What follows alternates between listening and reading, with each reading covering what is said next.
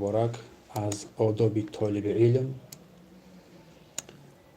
در مبحث دوم قرار گرفتیم. ما بعد آنه که مبحث اول را درس گذشته گرفته بودیم در بیان اخلاص و خوف از ریا و پیروی از رسول صلی الله علیه و سلم بود. امیدوار هستم که کسانی که در درس ها اشتراک نکرده بودند و آنها را گوش میدهند. درس ها را حتما گوش بدهید و به دیگران هم برسانید و از درگاه الله سبحانه و تعالی قبول این عمل را میخواهیم. اما امروز باشد مبحث دوم ما و شمایان عبارت است اول از دعا، آداب طالب علم در دعا و همچنین نوافل العبادات، عبادت های نفلی، عبادت های اختیاری، آداب طالب علم با عبادت های اختیاری که هست و سپس قیام شب، نمازهای شب، سپس ذکر الله سبحانه و تعالی، سپس توبه و استغفار. تلاش میکنیم که همین 6 موضوع را دعا، عبادت های نفلی، قیام شب، ذکر الله، توبه و استغفار که در مبحث دوم صورت میگیرد قدر توان با همراهی شما بگیریم اگر وقتمون طولانی نشود باذن الله تعالی. مبحث اول، مبحث دوم، نقطه اول بیان دعا هست. اندر بیان دعا این نقطه مهم است، باید بر این اهمیت ویژه‌ای بدهیم. بر دعا باید اهمیت ویژه‌ای بدهیم. شیخ ابن قاسم رحمت الله علیه می‌فرماید که الدعاء مشروع فی کل زمان و مکان. دعا برای مسلمان در هر وقت، دعا برای مسلمان در هر وقت و هر مکان مشروع، یعنی جایز و دوست داشته شده است. و یشرع للمسلم ان یدعو ربه بكل شیء. و بر مسلمان جایز است و نیکو و مستحب است که الله خود را در هر چیز بخواند، در هر چیز به سوی پروردگار دعا نماید، تا آن دمی که در آن دعایش گناه نباشد، به مثل قطع صله رحم، خشتباری. و می‌فرماید که و من ادعیه التي یستحب للمسلم اکثار منها. و از دعاهایی که برای مسلمان مستحب است بسیار دعا کردن، که یک چند نقطه های رو برای ما بیان می‌نماید حاضر. اولا می‌فرماید سؤال الله بالاخلاص. نقطه اولی که شیخ در باب دعا می‌پردازد، می‌فرماید دعا برای درخواست اخلاص. دعا برای درخواست اخلاص.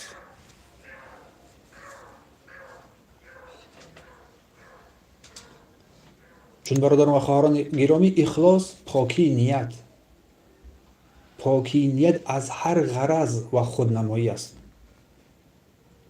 وقتی که بنده از الله سبحانه و تعالی طلب دعا میکند، تقاضا میکند که عملهایش را خالص برای او بگرداند، در اصل بنده از پروردگارش این را میپرسد: نه ای پروردگار، ای الله، پروردگار مرا در نفسم ایمن نگه دار تا خواهان تعریف یا که شهرت نگردم یا که نباشد.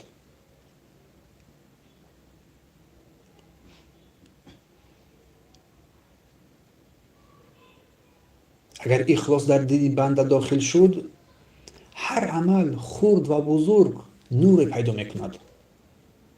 هر عمل خرد و بزرگ نور پیدا میکند. حتی تبسم بنده بر دیگران کمک میگردد.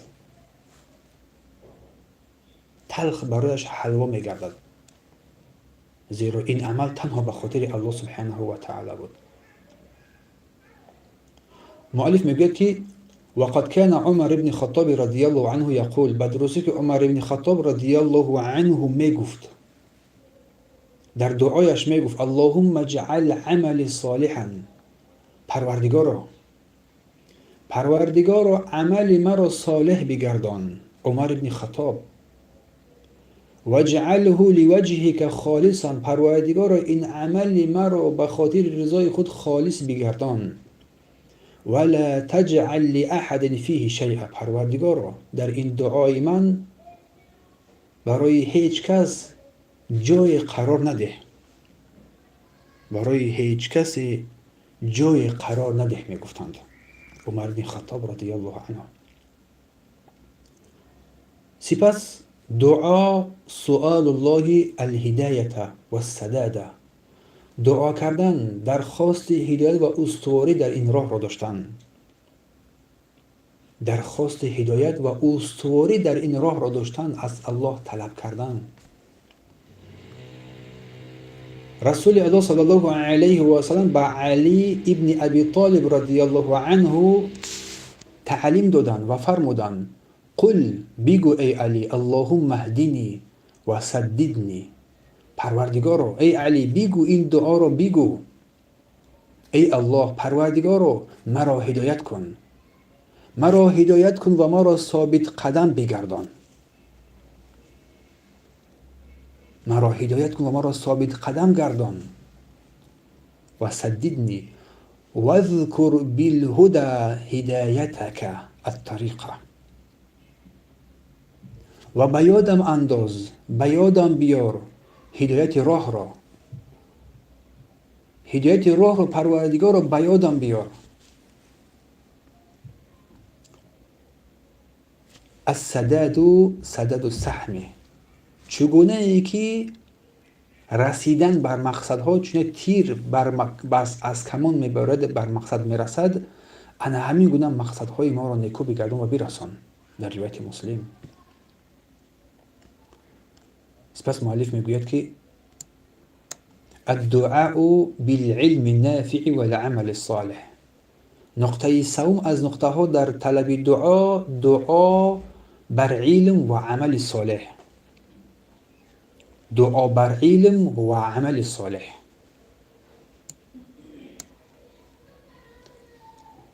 والله سبحانه وتعالى أمر نبيه أن يسأله الزيادة من العلم، الله سبحانه وتعالى پیامبر صلی الله علیه و سلم را امر فرمود، امر کرد که بر او علم سودمند و عمل صالح عطا کند. و الله بر پیامبر امر کرد و گفت و قل رب زدنی علما، پروردگارا علم من را زیاده بگردان، پروردگارا علم من را زیاده بگردان گفتند. الدعاء بخیر دنیا و الاخره، سپس دعا برای نیکی دنیا و آخرت. پس گفتیم اخلاص سبب پذیرفته شدن عمل صالح میگردد و به اخلاص حتی عملهای زیاد معنی ندارد. چگونه که سایه انسان به جسم انسان بوده نمیتواند، سایه درخت به درخت بوده نمیتواند، عمل انسان در نزد الله بدون اخلاص پذیرفته نمیشود. و مؤلف گفت که در اینجا که دعا برای هدایت و استواری. پس برادر و خواهران گرامی، هدایت این راهنمایی حقیقی است، دانستن حق و توفیق عمل کردن بر آن، استقامت و استواری در این راه و در این راه بعد استواری و پافشاری کردن.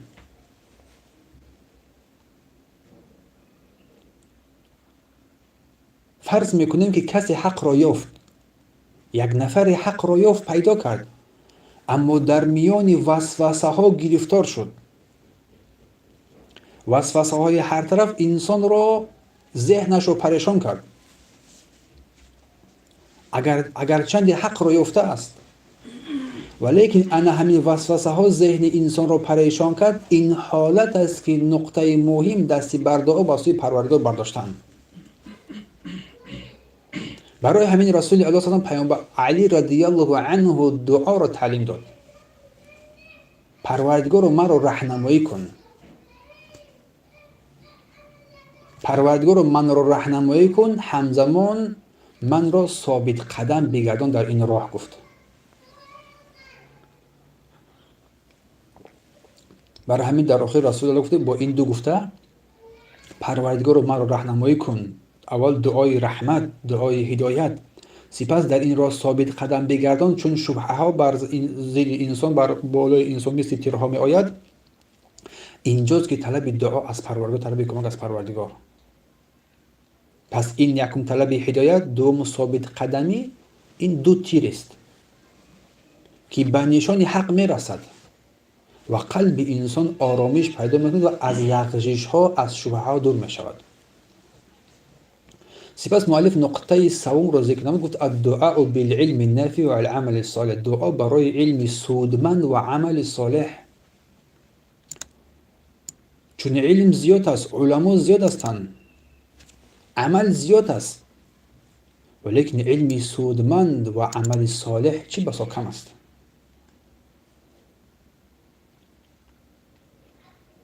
علمی که بر صاحبش منفعت میبخشد و دیگران را منفعت میدهد، عملی که سبب نجات انسان میگردد، این گونه چیز خوب باید طلب کرد. پس علم انسان و عمل انسان هنگام سودمند میگردد که اخلاص از برای الله این را انجام بدهد، طلب هدایت از برای خود و دیگران. برای همین الله با سوی پیامبرش امر کرد: رب زدنی علم، پروردگار علم من را زیاده بگردان. پس هر کسی که در بیان طلب حقیقت تلاش میکند، الله سبحانه و تعالی راه را برای وی میکشاید. ولیکن در اینجا شبهه ها پیدا میشد که این شبهه ها را با دعا و صمیمیت و همچنین ثابت قدمی انسان از خود دور میکند. با اهل صالح بودن. پس اخلاص مثل یک چراغ است که هر جا باشد برای خود روشنی میدهد، به مردم فایده میرساند. مثل یک درخت است که ریشه‌اش در زمین مستحکم میگردد و شاخه‌هاش به آسمان میرسد. هم سایگی میدهد، هم میوه شیرین خوب و خوش دارد. سپس مؤلف در اینجا نقطه چهارم را بیان می‌نماید: الدعاء بخیر دنیا و الاخره. دعا برای نیکی دنیا و آخرت. نه تنها انسان در دعایش طلب دنیا کند، بلکه آخرت را هم طلب نماید. آخرت را هم طلب نماید. قال انس رضی الله عنه، انس ابن مالک میفرماید گفتند که اکثر دعای نبی، از بیشترین دعاهای رسول الله صلی الله علیه و سلم این بود: اللهم ربنا آتنا فی الدنیا حسنه و فی الاخره حسنه و قنا عذاب النار. ای پروردگار ما، بر ما در دنیا نیکی عطا کن و در آخرت هم نیکی عطا کن و ما را از عذابت نگاه دار، نجات بده. پس این دعایی که رسول الله این را همیشه انجام داد، که در صحیح بخاری در باب دعاها ذکر شده است، از قول پیامبر صلی الله علیه و سلم، حدیث انس، و همچنین مسلم هم در باب ذکر و دعا، این را در باب ذکر و دعا و توبه استغفار ذکر کرده هستند. یک باب خاص در بیان فضل دعا یا دعا شگان محدثین: ربنا آتنا فی الدنیا حسنه. ای پروردگار برای ما در دنیا حسنه و در آخرت حسنه عطا فرما و ما را از آتش جهنم نجات بده. یک جمله است، هم سلامتی است، هم رزق است، هم علم است، هم اخلاق است، هم ایمان است، هم آرامش است، هم رحمت است و هم نجات در روز آخرت است. یک دعا. برای همین داریم تاکید می‌نماییم که از دعاهای قرآنی از خود نمایید. دعاهایی که رسول الله تعلیم داده هستند آنها را از خود نمایید. کم هستند که فایدهش منفعتش بیشتر است. بر این یک دعای کوچک هم جهان را آباد میکنی، هم آخرت را، هم آبادی جهان هم آخرت.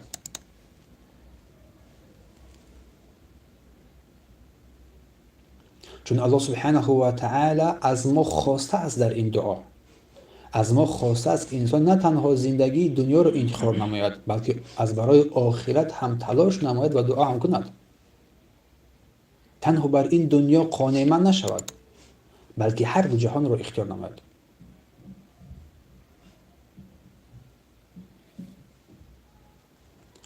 چون بعضی از مردمی هستن که میگن ربنا اتنا فی دنیا، فقط در دنیا میگویند دیگه برای ما، و ما لهم فی الاخرة من خلاق، در آخرت هیچ چیزی ندارن.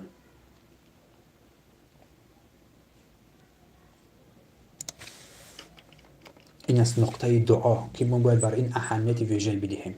سپس مؤلف حفظه الله تعالی نقطه دیگری که بر ما یادآور می شود نوافل العبادات، عبادت های نفل، عبادت های اختیاری. این نقطه هم برای ما خیلی مهم ارزشمند است. نقطه های مهمترین بعد دعا و اخلاص و دعا میفرماید عبادت های نفل، یعنی عبادت های اختیاری. میفرماید نوافل العبادات من اسباب المحبة الله للعبد. عبادت های نفل، نافله، از سبب های مهم محبت بنده به پروردگارش میگردد. از سبب های مهم محبت بنده به پروردگارش. رسول الله صلی الله علیه و سلم چگونه که روایت از پروردگارش روایت می‌نماید، حدیث قدسی است در صحیح بخاری در باب تواضع، از حدیث ابی هریره رضی الله عنه روایت می‌نماید ما یزال عبدی یتقرب الی بالنوافل حتی احبه. هنوز هم بنده، که بنده من همیشه با انجام دادن کارهای نفل به من نزدیک می شود، با انجام کارهای نافله بر من نزدیک می شود، حتی اینکه یا که تا اینکه من او را دوست می دارم. سبب محبت الله بر بنده اش. روایت بخاری. و همچنین نقطه دوم در باب عبادت های نفل میفرماید که عمل های نفل اختیاری، یعنی کمبودی های فرضها را پوره میگرداند. یعنی که بنده در فرایض نقصان ها اگر داشته باشد. نقطه اول چی بود؟ عبادت های نفل، عبادت اختیاری. این عبادت های اختیاری راه محبت بنده به پروردگارش، یا که برعکس این راه محبت پروردگار بر بنده اش میگردد. گویا این که قلب تمام عبادت هاست، چون یک در حدیث قدسی ها بیان کردیم که بنده من همیشه با کارهای نفل به من نزدیک می شود تا اینکه من او را دوست می دارم. اگر الله تو را دوست می دارد، این آرامترین و زیباترین وعده الهی است. سبب محبت الله بر تو، چون چی بسا مردمی هستند که دعوای محبت الهی میکنند، هیچ کسی نیست مگر اینکه دعوای محبت الله را میکند. هر کی در این جهان شناختی وای دعوای محبت الهی را میکند، ولی این مهم نیست. مهم اون است که الله سبحانه و تعالی کی را دوست می‌دارد. این است مهم. این است آغاز زندگی شیرین. اگر هر کی این محبت رو دریافت کرد، هر چیزی رو دریافت میکند. هر کی آن را یافت دیگر چیزی نمیخواد.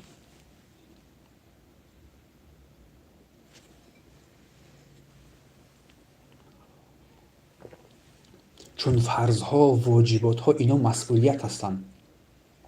اینا باید انجام داده شوند و بدون این حیات نیست. اگر ترک شود بعضی از اینها کفر است. بعضی از اینا گناه عظیم است که فرائض، فریضه ها، واجبات ها که انسان مورد سزاوار مستحق عذاب می شود. ولی که نافله ها باشد، اینا عمل های مستحب هستند که بر اینها انسان جزا داده نمی شود، ولی که انسان به خاطر نزدیک شدن با پروردگارش این کار را انجام میدهد، به خاطر شکر و سپاس بنده با پروردگارش، اینکه الله سبحانه و تعالی این بنده را دیگر دوست خود قرار میدهد، دوست می‌دارد این بنده را. بنده وقتی نماز نفل میخواند، قرآن تلاوت میکند، با پروردگار سخن میگوید.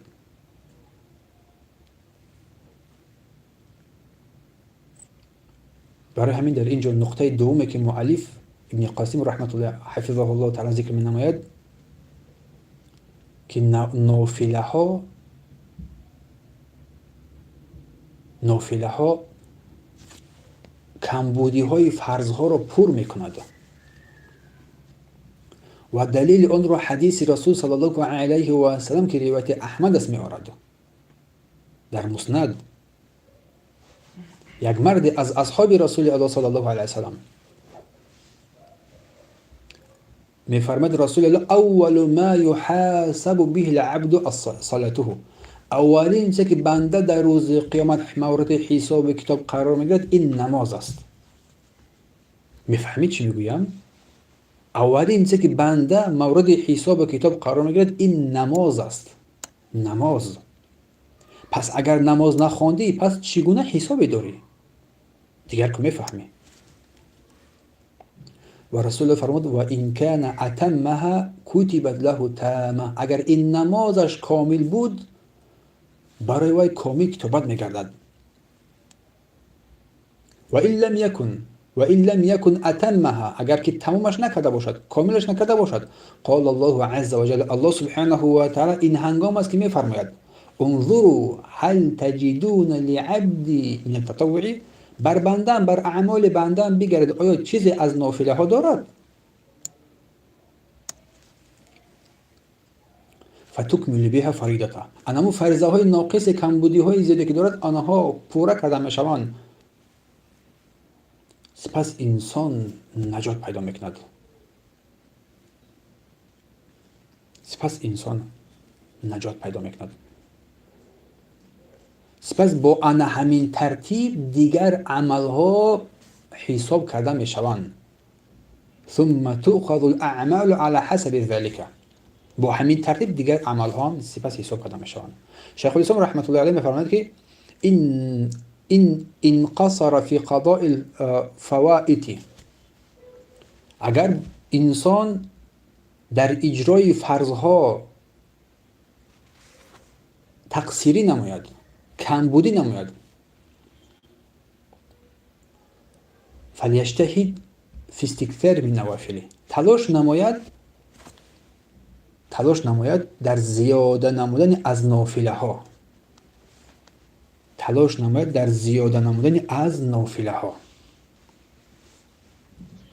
اگر در حق فریضه ها کمبودی ها کردی، در نافله ها رو بیشتر انجام میده تا که سبب جبران این فریضه ها بگردد،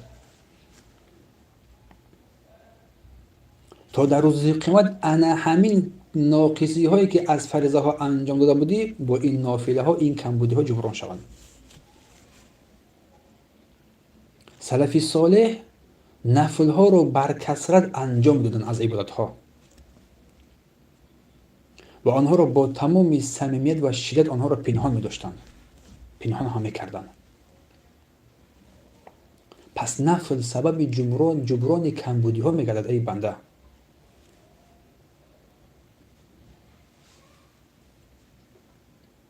اما در این نمازهای نافله، خاصه نمازهای فرض، اهمیت بدهید بر نیت که محلش قلب است و حسن طهارت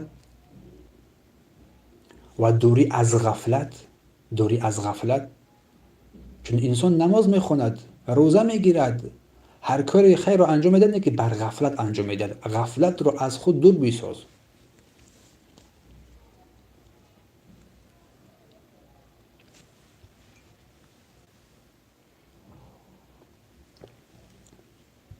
میفرمایند که انا همین نمازهای نفل مثل پارچه های طلا هست. نمازهای نفل مثل پارچه های طلا هست، میدهک میدهک، که ان همین سراغی ها و کمبودی ها پر کرده نمیشد مگر به همین با همین پارچه ها زیبا میگردد.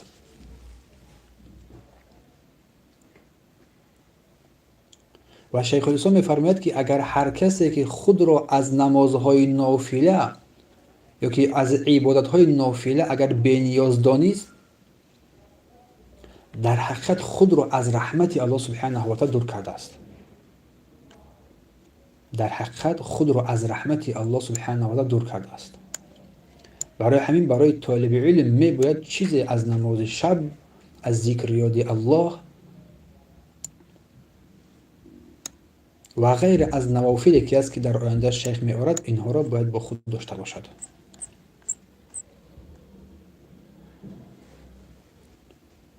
و سپس مؤلف چی فرمود؟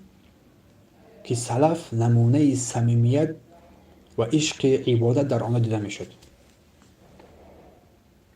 امام بخاری رحمت الله علیه نه تنها یک دانشمند بزرگی بودند، قدر و منزلت آن در نزد اهل سنت معلوم است، جایگاه عظیمی دارد، بلکه این شخصیت بزرگ هر حدیثی را که میخواست در کتابش بنویسد دعا میکرد، طهارت میگرفت، سپس آن حدیث را کتابت میکرد.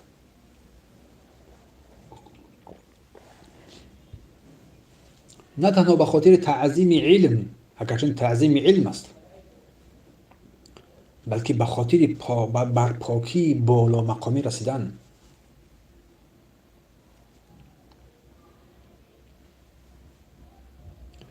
ابن قیم رحمت الله علیه در باره استادش شیخ الاسلام ذکر می نماید و می فرماید که رحمت الله علیه او پس از صبح، پس از نماز بامداد می نشست، الله سبحانه و تعالی را یاد میکرد و از جایش نمی جنبید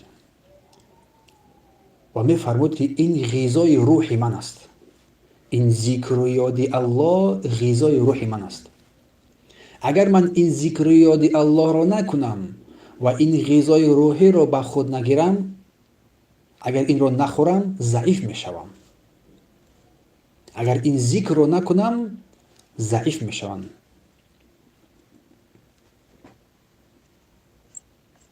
پس به حال خود اکنون بنگریم.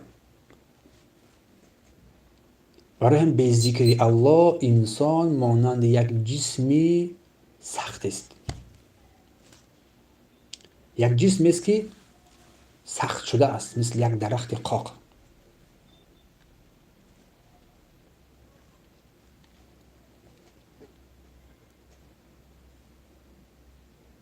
برای همین در این زمان پرغوغا، در این زمان پرفشو و در این زمان فتنه انگیزی، فتنه و فشار، انسان باید خود را با ذکر الله پیوست نماید و آرامش را در این پیدا کند.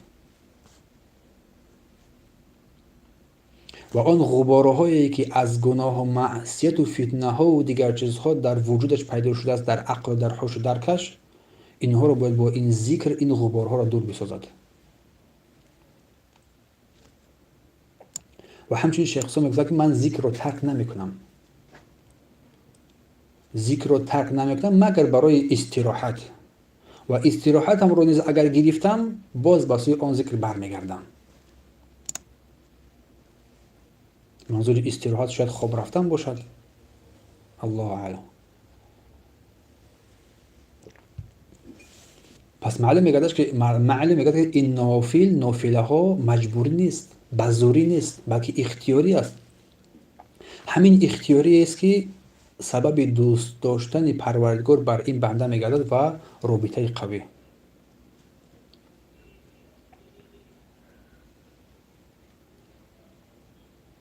برای همین مؤلف میفرماید که فرضها رو نگه بدار،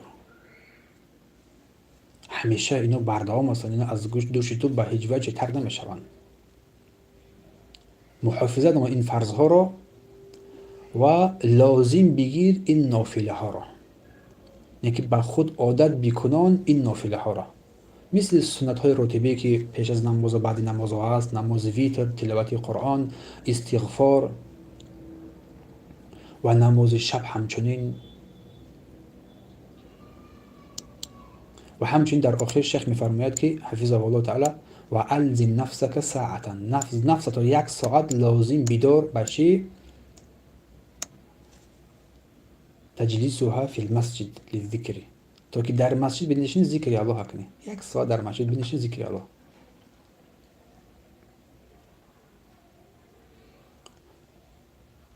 و فرمود که و احسن ما یکون، و زیباترین از این که انسان در مسجد بنشین، زیباترین وقتها بعد صلات صبح، بعد صلات صبح است، تا نشستن، تا برآمدن آفتاب. از زیباترین وقتها برای انسان که در مسجد بنشیند و ذکر یاد الله سبحانه و تعالی را بنماید.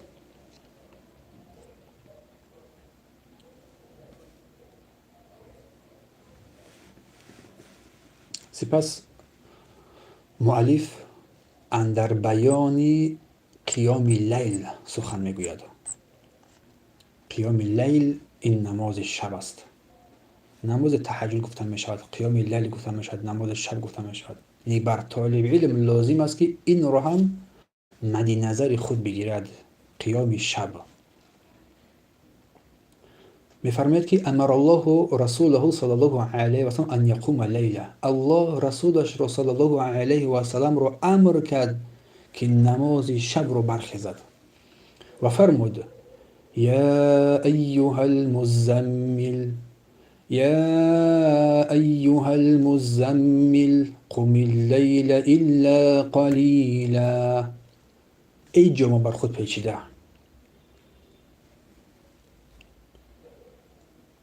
ای کسی که بر خود لباس پیچیده ای، یا که بر خود لباس رو پیچانیده ای، قم اللیل الا قلیلا، برخیز شب را. قم اللیل، شب رو برخیز، اندکی از شب رو برخیز، یا که جز اندکی از شب رو، یک قسمت شب رو برخیز. قم اللیل الا قلیلا نصفه او انقص منه قلیلا. نصف شب رو یا کمی از آن رو، یا که اندکی از آن رو، بیشتری از آن رو برخیز. نصفه او انقص منه قلیلا او زد علیه، یا بیشترش نما. ورتل القرآن ترتیلا، و قرآن با ترتیل، با رعایت احکام آن، با تفکر و تدبر و تعامل بخون. و کان النبی صلی الله علیه و و صحابته یقومون للصلاة لیلا، رسول الله و اصحاب کرام نماز شب میخستند، از برای نماز شب میخستند. الله میفرماید إن ربك يعلم أنك تقوم أدنى من ثلثي الليل ونصفه وثلثه وطائفة من الذين معك والله يقدر الليل والنهار والله يقدر الليل والنهار. و در این آیه مبارک هم الله سبحانه و تعالی ذکر می نماید در بین این که رسول الله صلی الله علیه و سلم نماز شب می خست، از خواب بیدار می شد، نه نماز می خوند. این ربک یعلم، بعد از که پروردگار تو می داند که یک قسمت شب روش از برای نماز برمیخیزه. بندگان رحمان الله سبحانه و تعالی آنهایی است که شبها رو با سجده و قیام نزد پروردگار خود میخونند، میگذارند. سیاق شب رو، نصف شب رو، و یک طایفه از مردم دیگر با همراهی او صلی الله علیه و سلم هستند که نماز را ادا می‌نمایند، نه تنها خودش.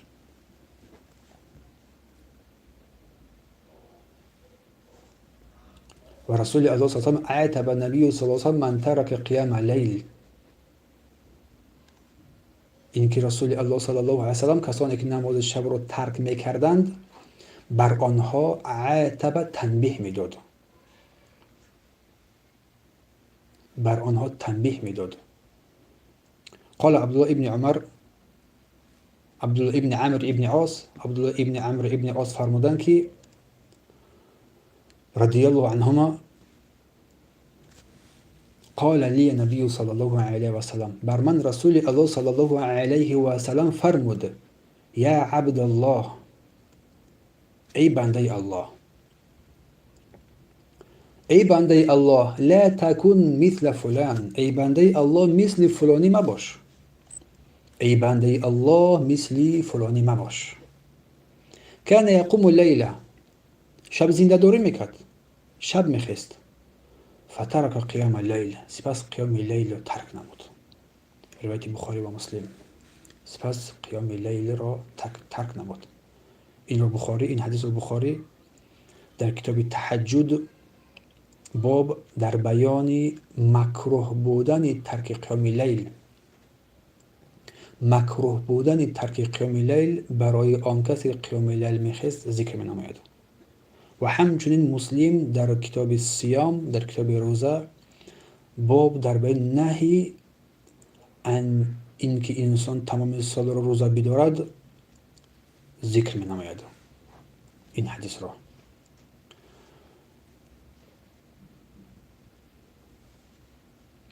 پس این آیه کریمه که حاضر خواندیم این نه تنها فقط دعوت به سوی نماز است، یعنی یک انتظاری عاشقانه است بین بنده و پروردگار، یک گفتگوی بین بنده و پروردگار، یک رابطه بین بنده و پروردگار که در این تاریکی های شب تمام جهان، تمام هستی در خاموشی است، همه در خواب هست، دلها آرام میگیرند، اما روح های زنده واقعا با پروردگار خود بپیوندند. پس نماز شب، قیام لیل عبادت بزرگ است که بنده را قوت می‌دهد برای باقی مانده روز را در روز گذراندن. در این شب زمان خاموشی است، مثل این که انسان یک نفس تازه میکشد. این است که وقت نزدیکی با پروردگار.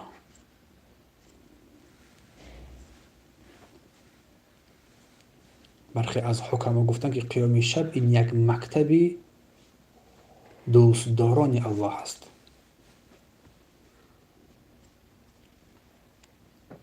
و سپس گفتیم تنبیه رسول الله صلی الله علیه و سلم اینکه نباید بندگان این شیرینی عبادت را ترک نمایند، از این شیرینی عبادت در نصف شب از این محروم بمانند. به عبدالله ابن عمرو گفت مثل فلان نباش که اون نماز شب میخواند سپس ترکش کرد. یک تنبیه هست. معلوم است که هر کسی نوعی از نوعهای عبادت دوست می‌دارد. شاید کسی تلاوت قرآن را خوب دوست می‌دارد، شاید کسی ذکر الله را دوست می‌دارد، شاید کسی نماز شب را دوست می‌دارد. هر عبادتی را در قلبش یک آرامش پیدا هست. ولی که تلاش نما انا همین آرامش حقیقی را در این نیمه شب به دست بیاره. خستگی خود را با این ذکر یاد الله در این شب دور بسازی.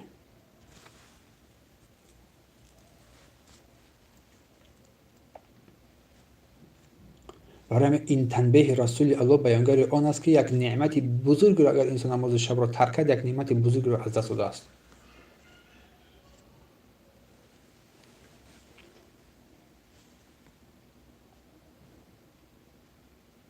سپس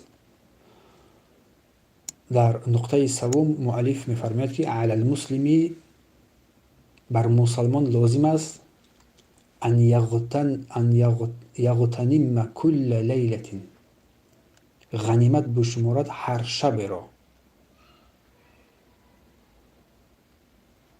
هر شب را غنیمت بشمارد.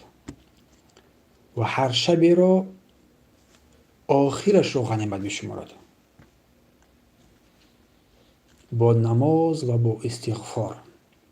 با نماز و با استغفار. به خاطرش مؤلف این نقطه را ذکر نمود. نماز و استغفار میفرماید هو زمان نزول ربی، چون این آخری شب زمان نازل شدن پروردگار است این سماع دنیا، بر آسمان دنیا. این 31 شب آخر زمان نازل شدن پروردگار به این آسمان دنیاست. نازل شدن او چگونه که لایق شایسته و عظمت او سبحانه و تعالی است. قال النبی، پیامبر الله صلی الله علیه و سلم فرمود، این حدیث را بخاری و مسلم روایت کرده هستند.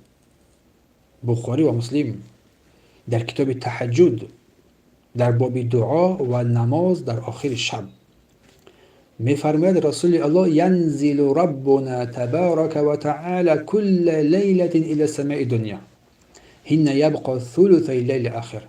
الله تبارک و تعالی در 31 شب آخر بر آسمان دنیا می‌فراید. در 31 شب آخر فیقول، سپس ندا کردن می‌فرماید من یدعونی استجیب له، کیست که من را دعا کند، کیست که من را بخواند تا بر او اجابت دهم، تا او را اجابت کنم دعای او را. و من یسألنی و من یسألونی فاعطیه، و کیست که از من طلب نماید تا که برای عطا کنم. و من یستغفرنی، کیست که از من طلب آمرزش کند فاغفر له، او را ببخشم. و چهارم قیام اللیل من اسباب دخول جنه، بلکه انام قیام لیلی که شاید ما اهمیت ندهیم سببهای داخل شدن تو ای بنده جنت رو میگردد. چون رسول الله گفتند در حدیث بالا کیست که من را بخواند تا جواب بدهم، کیست که هرچی بخواد تا بر او بدهم، کیست که طلب آمرزش نماید تا او را بیامرزم. الله سبحانه و تعالی میفرماید که تتجافى جنوبهم عن المضاجع يدعون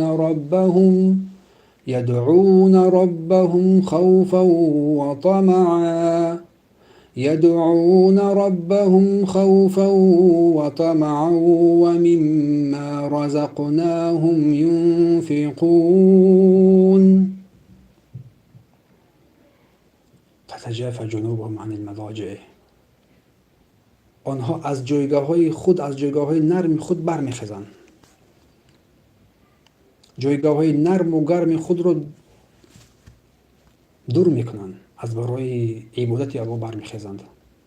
یک نماز شب، از برای نماز شب خواب را ترک میکنند. یدعون ربهم خوفا و طمعا، پروردگارشان را از روی ترس و امید رحمت دعا میکنند، از برای او نماز میخوانند. و از آن چیزی که برای آنها نفقه داده شد آن را برای الله انفاق میکنند، نفقه میکنند. و در ادامه الله میفرماید که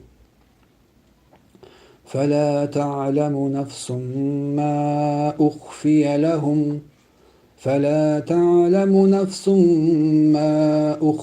لهم من قرة أعين. اکنون اینجاست نقطه. پس هیچ کس نمیداند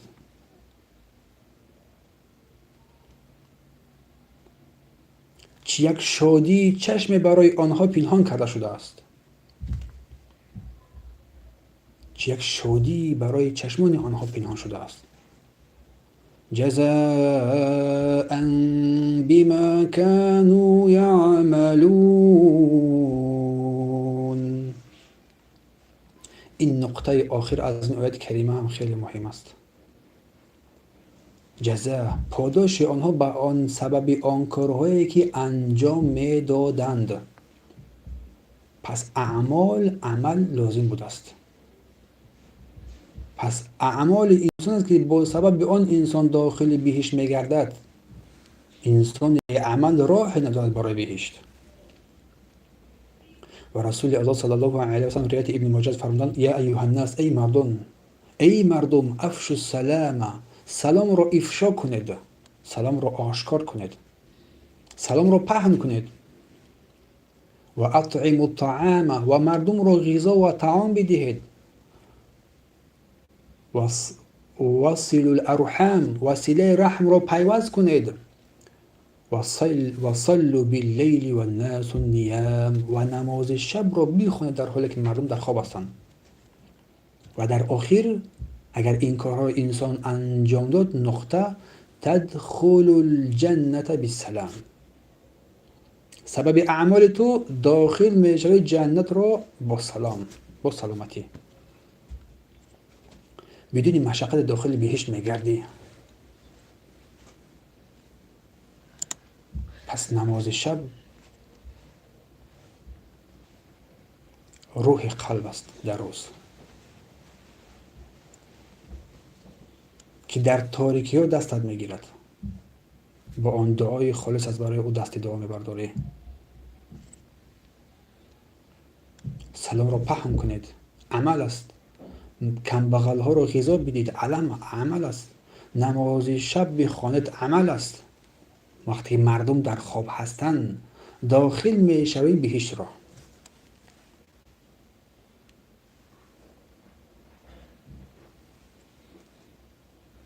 این سخن پیامبر یک آرامش، یک راهنمایی است برای پیوند دلها با پروردگار. پس اینجا یک نقطه زیبا است که برادران خواهران گرامی، آدمی که نماز شب دارد، لذت را اگر در شب پیدا کرد، لذت نماز را، لذت عبادت را اگر در پیدا کرد، دنیا برایش بهشت میگردد پیش از آخرت. باور کن، دنیا برایش بهشت میگردد پیش از آخرت. لذتی که این بنده میکشد، شاید هیچ کسی، یقینا هیچ کسی از بندگان الله نمیکشد. نه سروران، نه بایان، نه حاکم و رابر، نه هیچ کسی. پس شاید این نماز شب تو ای بنده، شاید یک پول بین تو در این دنیا و آخرت باشد. از کجا دانی؟ و این پولی که بین این دنیا و آخرت است، باید تو این رو باید خود بسازی. این رو باید خود بسازی. کسی دیگه برای تو غیر ساختن نمیتواند. خاصا قیام شب برای طالب علمان، کسی که علم در جستجوی علم است، در جستجوی راه هدایت است، برای وی باز لازم تر است، حتمی تر است.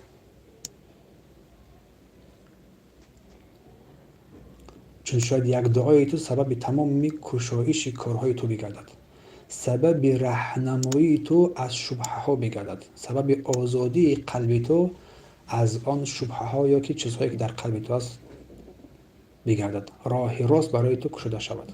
یک دعا. برای همین دعا را کم نبینیم و نماز شب را هم کم نبینیم. نه دعا نه نماز شب، این دو چیز را کم نبینیم. بارک الله فیکم. های، از این کتاب مبارک در اینجا درس توقف میکنیم، چون بسیاری بعد نرود در بیان ذکر الله سبحانه و تعالی و توبه و همچنین استغفار. این سه مسئله مهمی هستند. درس دیگه با همراهی شما میگیریم انشاءالله. 3 نقطه: ذکر، توبه و استغفار. در این مبحث دوم این رو باذن الله تعالی درس دیگه خواهیم گرفت. سبحانك اللهم وبحمدك اشهد ان لا اله الا انت استغفرك واتوب اليك.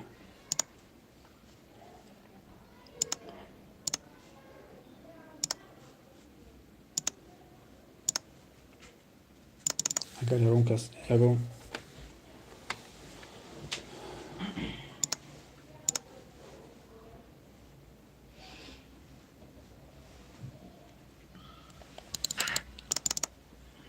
درس کتاب دیگری که ما در دست داریم این اصول سنه هست. اصول سنه امام احمد ابن حنبل رحمت الله علیه، یکی از صاحبان مذهب است رحمت الله علیه. اصول سنه داریم. اصول سنه را انشاءالله که ما سر میکنیم این درس مبارک را، چون این مسئله های سنت هم مسئله های مهمی حیاتی ما و شماست و ما در درس گذشته با همراهی شمایان موضوعات مهمی را گرفته بودیم در بیان دیدار بندگان پروردگارشان را در روز قیامت بود، در روز آخرت بود. اگر فراموش نکرده باشید و امروز باشد در بیان ترک جدال و مناظره در دین است. ترک جدال و مناظره در دین است. سخن رو با بسم الله الرحمن الرحیم شروع میکنیم. بسم الله والحمد لله و الصلاة والسلام علی رسول الله، اما بعد. امروز از این کتاب مبارک اصول سنه از امام احمد، یکی از شخصیت های معتبر و معروف در عرصه اسلام است، نصرت دهنده سنت، که ما در نقطه رسیدیم که در بیان ترک جدال و مناظره در دین بود. در این نقطه ما قرار گرفته بودیم. امام احمد رحمت الله علیه می‌فرماید که و ان لا یخاصم احدا ولا یناظره، و با هیچ کس در این زمینه، در این منظور از این زمینه نقطه بالایی که ما در درس گذشته در باب دیدار الله سبحانه و تعالی صحبت کردیم، در باب صفات الله و دیدار الله صحبت کردیم، می‌فرماید و با هیچ کس در این زمینه مجادله، بحث، مناظره نمی شود. می‌فرماید که ولا يتعلم الجدال، و جدال هم آموخته نمی شود. فإن الكلام في القدر والرؤية والقرآن وغيرها من السنن مكروه ومنهي عنه. و خاطر آن چرا که سخن گفتن در مسئله قدر و دیدار الله، رؤیت الله و قرآن این مکروه یعنی حرام است و از آن چیزهایی است که شریعت آن را نهی من کرده است. منهی عنه لا يكون صاحبه وإن أصاب بكلامه سنة من أهل السنة. این نقطه می‌فرماید که و هیچ کسی در این مورد و مانند اینها به جدال می‌پردازد، هرچند اگر با این جدالش به سنت برسد، من اهل السنة حتى يدع الجدال ويسلم ويؤمن بالآثار. از اهل سنت نمی باشد تا اینکه جدال را رها کند و با احادیث و آثاری که در این رؤیت در این مورد ذکر شده است به آن ایمان بیاورد. یکی مقصد مؤلف امام احمد این است که بحث و مناظره در دین حرام است.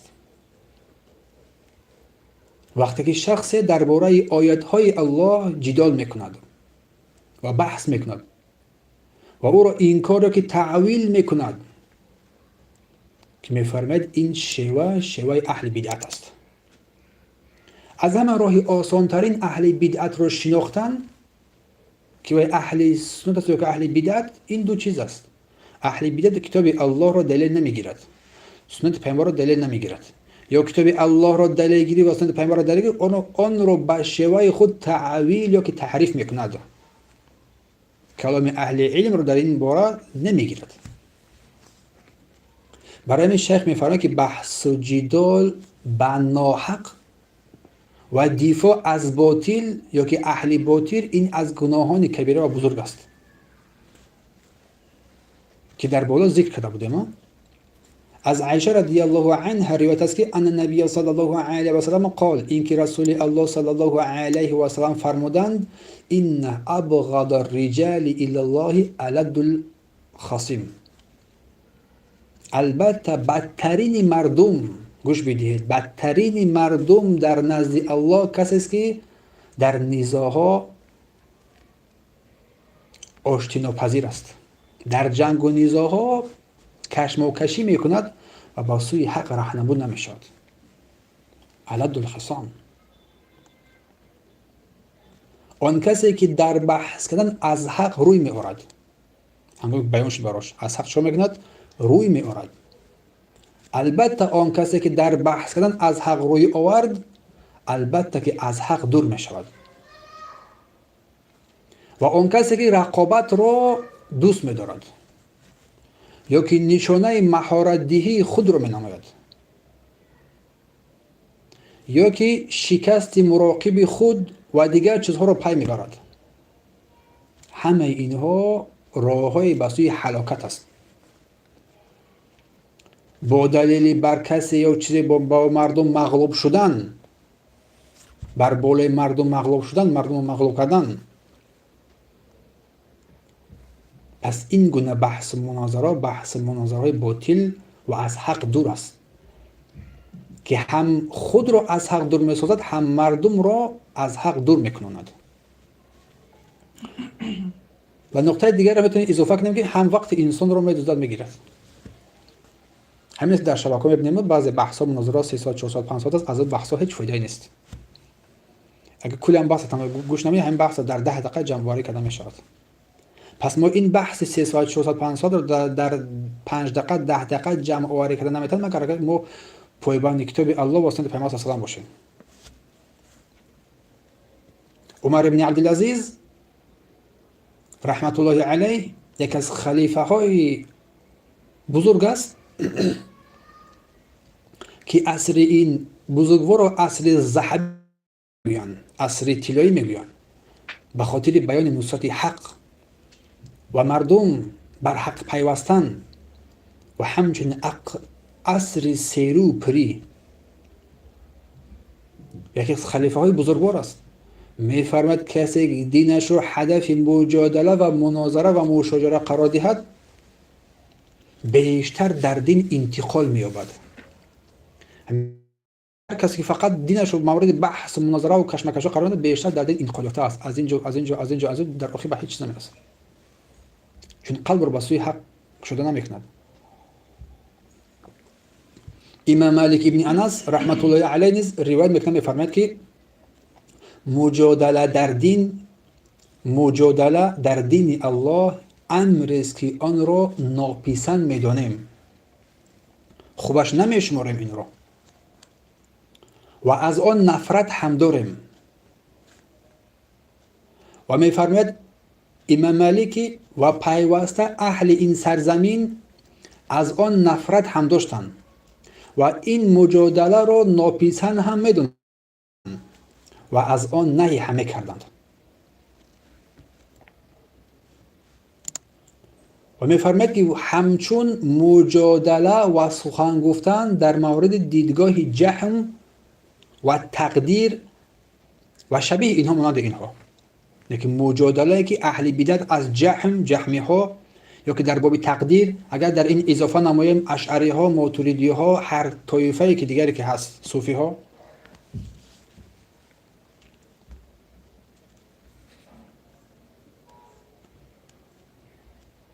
و امام مالک میفرماید که و سخن گفتن رو دوست ندارم مگر آن سخنی که برای آن عمل باشد. سخن گفتن دوست ندارم مگر آن سخنی که برای آن عمل باشد. اما در مورد سخن گفتن و مجادله در دین الله، در مورد ذات الهی، خوب گوش بدید، در مورد ذات الهی جنگ و بحث ها کردن، مجادله کردن، میفرماید امام مالک سکوت نزد من محبوب تر است، خاموشی در نزد من محبوب تر است. و میفرماید به خاطر آنه که اهل این سرزمین رو دیدم که از مجادله در دین نهی میکنند و در آن چیزی که موجود در آن چیزی که در آن عمل نیست از آن نهی میکنن. ابن عبدالبر در جامع البیان العلم در مجلد دوم را ذکر نمودند.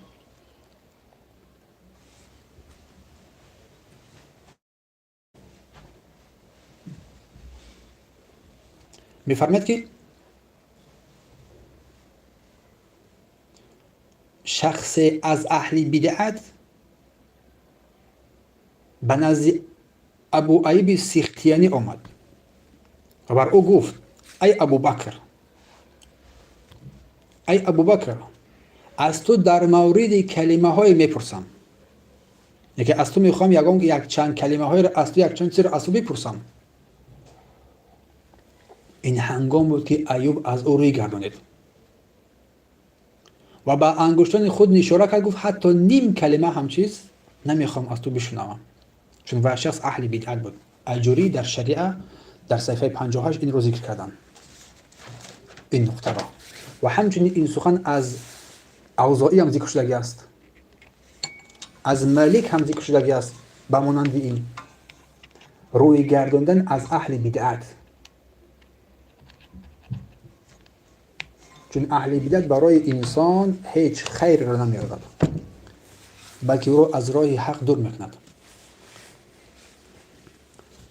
حسن ابن علی البربهاری رحمت الله علیه می‌فرماید که و کلام یعنی سخن و مناظره و خصومت خاصتا در قدر نزد همه فقیهان نهی شده است.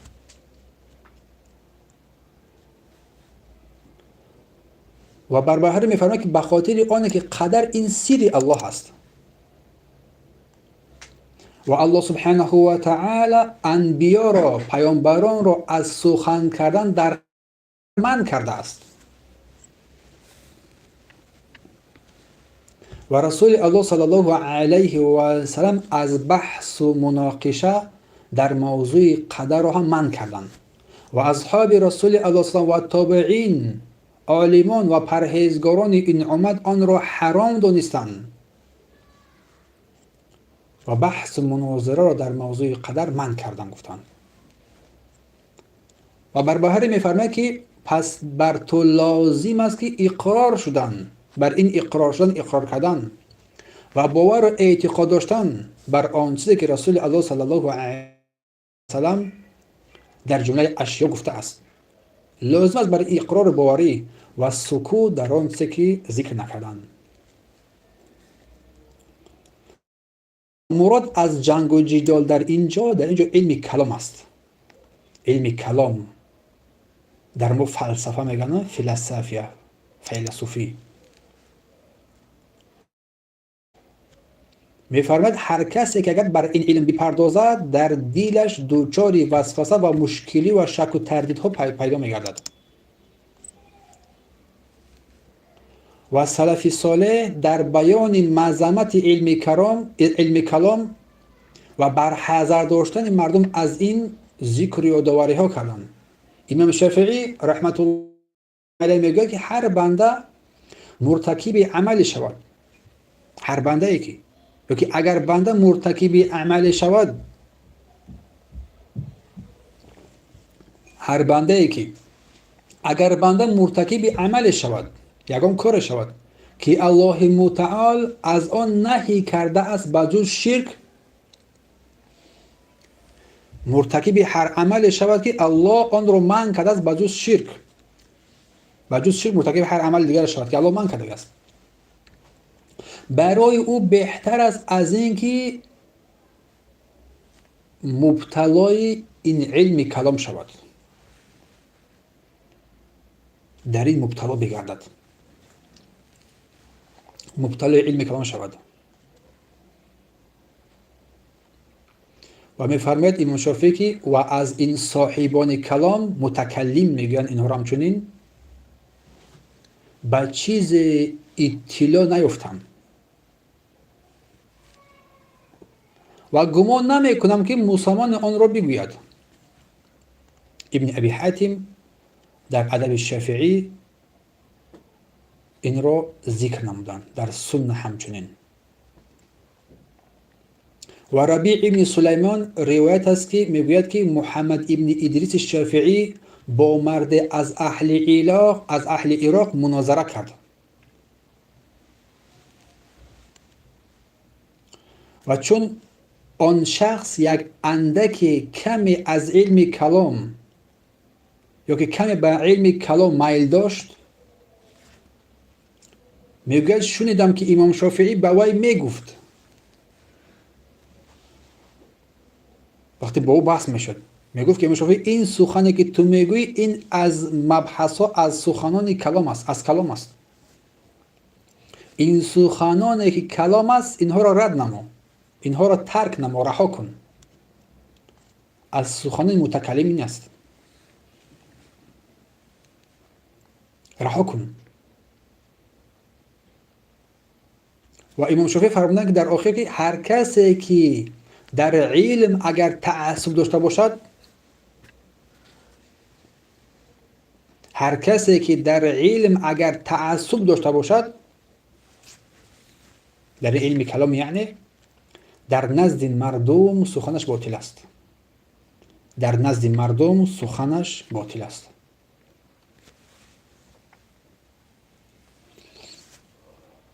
و می‌فرماید امام شافعی که اگر بنده پروردگارش را به هر گناه جز شرک ملاقات کند، برای او بهتر است این که الله را با یکی از این بدعت‌های علمی کلام ملاقات کند. یعنی که با جز شرک به هر گناهی که بنده با پروردگارش ملاقات کند برایش بهتر است از این که با علمی کلام پروردگارش ملاقات نماید. چون وقتی در تاریخ میخوانی بزرگواران بزرگ اندیشمندان در علم کلام داخل شدن دیگر خارج نشدن، داخل شدن دیگر نبرآمدن، حتی از دین هم بیرون شدن. به مثل ابن سینا را اگر ما مثال بیاریم، به مثل این باز زیاد است. ابن عبدالبر رحمت الله علیه میگوید که اهل علم و حدیث در همه شهرها اتفاق کردند. که ابن عبدالبر زمان خود رو میگه تمام اهل علم در همه شهرها در همه دیار اتفاق کردند که اهل کلام اینا اهل بدعتن و از گمراهانن. و فرماید که ابن عبدالله که آنها که همین اهل بدعت، همین کسانی که علم کلام با علم کلام مشغول هستند، همه اینها در تمام شهرها موافق گفته علماها اینها از اهل علم نیستند، بیرون از اهل علم هستند. و گفتند که علماها کسانی هستند که اهل حدیث هستند. علماها کسانی هستند که آنها اهل حدیث هستند.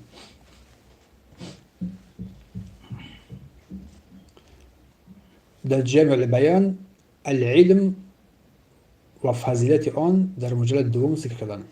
و بغوی رحمه الله تعالی میگوید که علمای سلف از اهل سنت بر نهی نمودن و جدال نمودن و مشاجره کردن در علم کلام را منع کردن.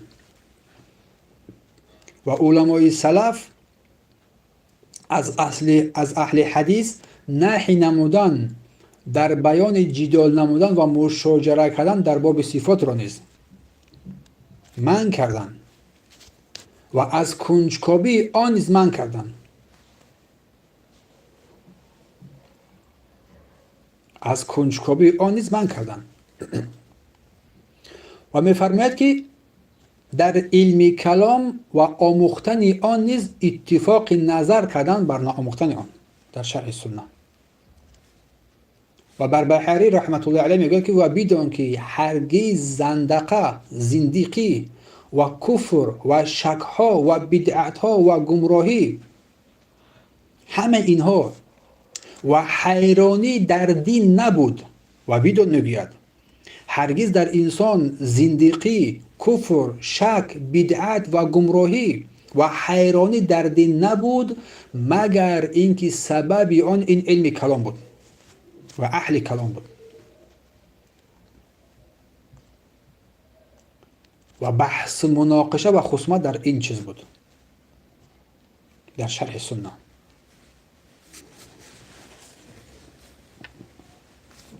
و میفرماید که چگونه مرد در بحث و خصومات و مناقشه جرأت میکند، در حالی که الله سبحانه و تعالی میفرماید لا یجادل فی آیات الله الا الذین کفروا. در آیات های الله مناقشه نمیکنند مگر کسانی که کافر شدند. در سوره غافر.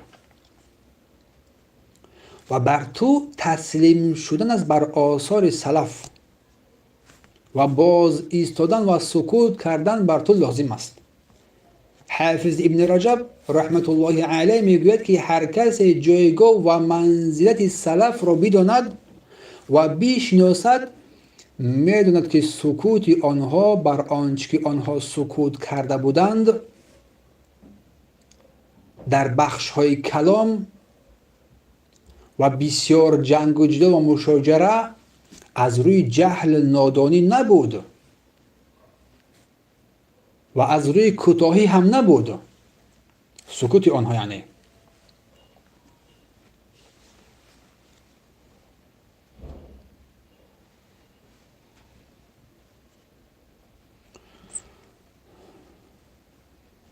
میفرماید از این رو اگر هر کسی که راه آنها رو پیش بگیرد در حقیقت هدایت یافته است.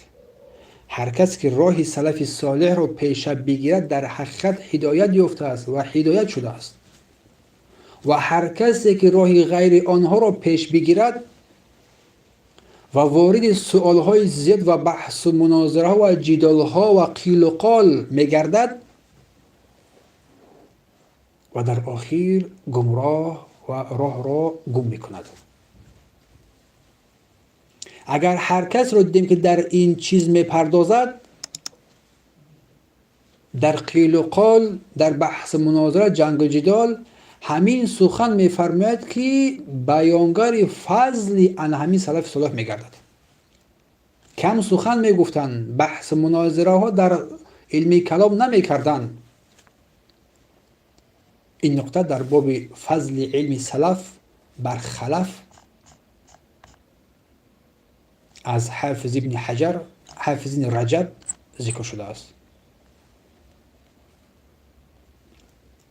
و میفرماید که بسیار جای عجیبیش است، یک بسیار جای عجیب است با اینکه مذمت و نکوهش علم کلام از دیدگاه سلف صالح و سببهای آن نهی شدگی است و کنجکاوی در آن ذکر شدگی است و من شدگی است،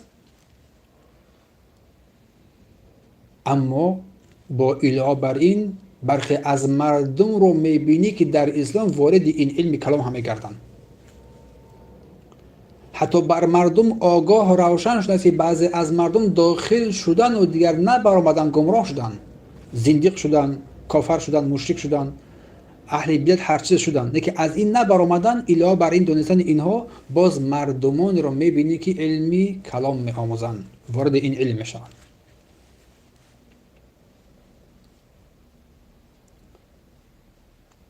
اگر تو حقیقتا میگه تو بینگری، نیاز بر این هم نداری. برای تو ادله، دلیل های شرعی در دین و سنت پیامبر و اقوال سلف صالح بسنده است. عمل کرده آنها برای ما بسنده است. حافظ ابو عبدالله ذهبی رحمت الله علیه میگوید که بر هر انسان تصدیق اجمال هر چیزی که رسول الله که الله و رسول الله آورده است لازم است، واجب است. هر چیزی که اجمالاً مختصراً در کتاب الله یا که در سنت رسول آمدگی است، این رو باید تصدیق اعتقاد و باوری کنیم. این واجبی حتمی است و نسبت بر دین تو یک اعتقاد جازم و قوی داشته باشه.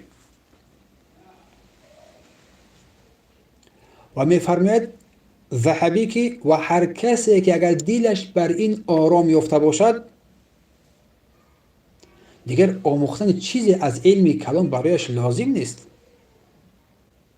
و همچنین بازبینی نگاه کردن دلیل ها با واسطه علم کلام، چون علم کلام فیلسوفی و فلسفه همیشه دلیل آنها هیچ دلیل در نزد آنها پذیرفته نمی شود مگر با عقل و هیچ کس گمراه نشد مگر شریعت رو با عقل خودش وزن کرد.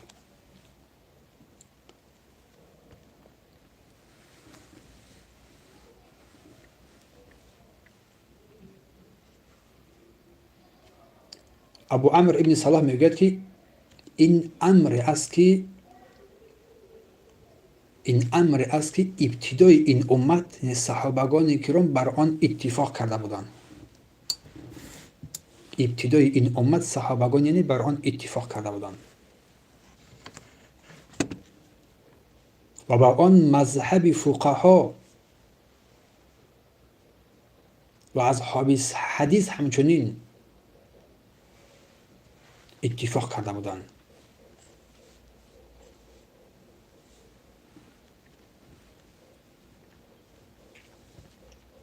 و امام نووی میگوید که اما در اصل واجبات اسلام، یعنی که چیزی که اسلام واجب گردانده است و آنچه که مربوط ربط بر عقیده دارد، همین کافی است که انسان هرچی پیامبر آورده است تصدیق و اثبات نماید و اعتقاد قوی بر آن داشته باشد. برای انسان انا همین بسنده است که هر شک و تردیدی را از خود دور نماید اگر اعتقاد جازم به کتاب و سنت نماید.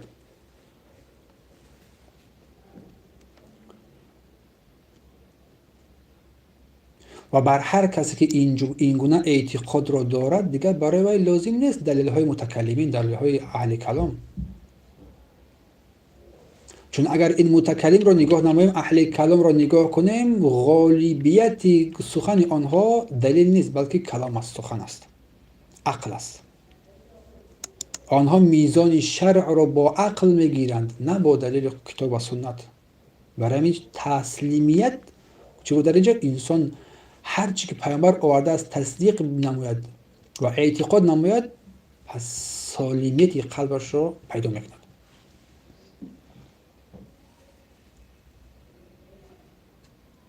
و در اینجا نووی سخن زیبای دیگر را ذکر می‌کند، چرا که رسول الله صلی الله علیه و سلم هر کسانی که به اسلام می‌گرویدند، اسلام می‌آوردند، اساس آنها را عقیده درست رو تعلیم میداد، نه کلام رو، نه چیز دیگری رو. دلایل رو برای آنها روشن میکرد و خلفای راشدین همچنین. و کسانی که در خیر این قرن، 3 قرن بودن،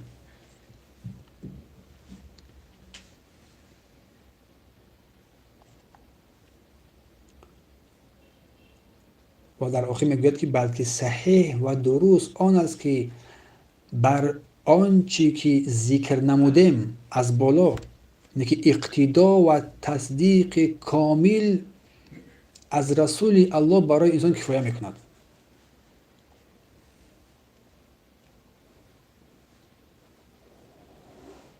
و میفرماید که بسیاری از اصحاب، دوستان و یاران محقق ما، نووی میگوید، در این مسئله همین راه را انتخاب کردن، اختیار کردن در مجموع. سپس میفرماید مؤلف که و یؤمن بالآثار. آثار این احادیث رسول صلی الله علیه و آثار رسول صلی الله علیه و است. ایمان آوردن بر این آثار. آثار نصوص کلام رسول الله صلی الله علیه و سلم، آثار صحابگان و تابعین است. این را آثار میگن. و آثار در سنت راه رویش درست است. و انسان در سنت در راه رویش درست نمی باشد تا آندمی که اختلاف را ترک کند، به نصوص کتاب و سنت ایمان بیاورد و از بحث مناظره دوری بجوید. و هر کی سخنش سنت را موافقت نماید، از اهل سنت نمی گردد تا تلقی آن را از کتاب و سنت نباشد.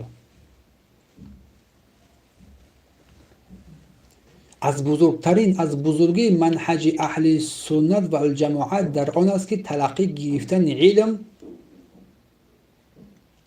علم در همه کارهایش، این اول کتاب الله، دوم سنت پیامبر صلی الله علیه و سلم، سوم با فهم سلف امت و چهارم این اجماع علماء. اگر هر کسی که دلیلش این باشد وای در منهج اهل سنت است. شیخ الاسلام می‌فرماید که الله سبحانه و تعالی بیش از در 30 جای قرآن طاعت پیامبر صلی الله علیه و سلم را بر ما واجب گردانیده است. بیش از در 30 جای قرآن طاعت رسول الله را بر ما واجب قرار داده است.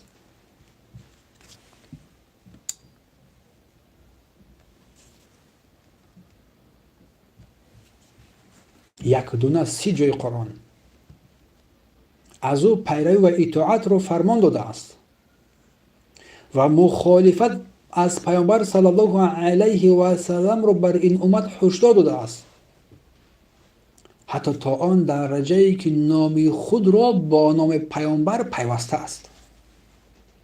در مجموع الفتاوا مجلد 19. چون که الله سبحانه و تعالی می‌فرماید یا ایها الذین آمنو، ای کسانی که ایمان آوردید، اطیعوا الله و اطیعوا الرسول، الله را اطاعت کنید، رسول الله را اطاعت نمایید. و اطیعوا الله و اطیعوا الرسول، الله را اطاعت نمایید، رسول الله را اطاعت نمایید.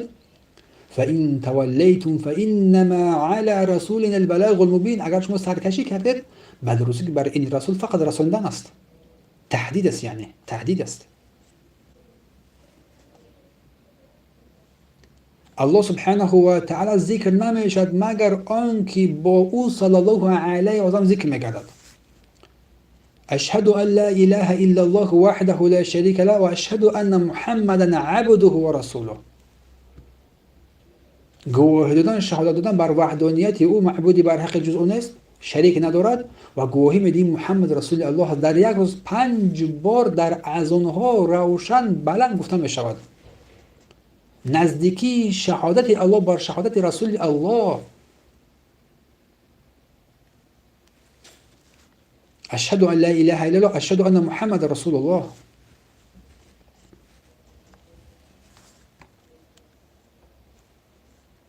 پس برای مسلمان جایز نیست با کسی در مورد دین الله جنگ و جدال کند و تسلیم تام فرمان الله، فرمان رسول الله بگردد.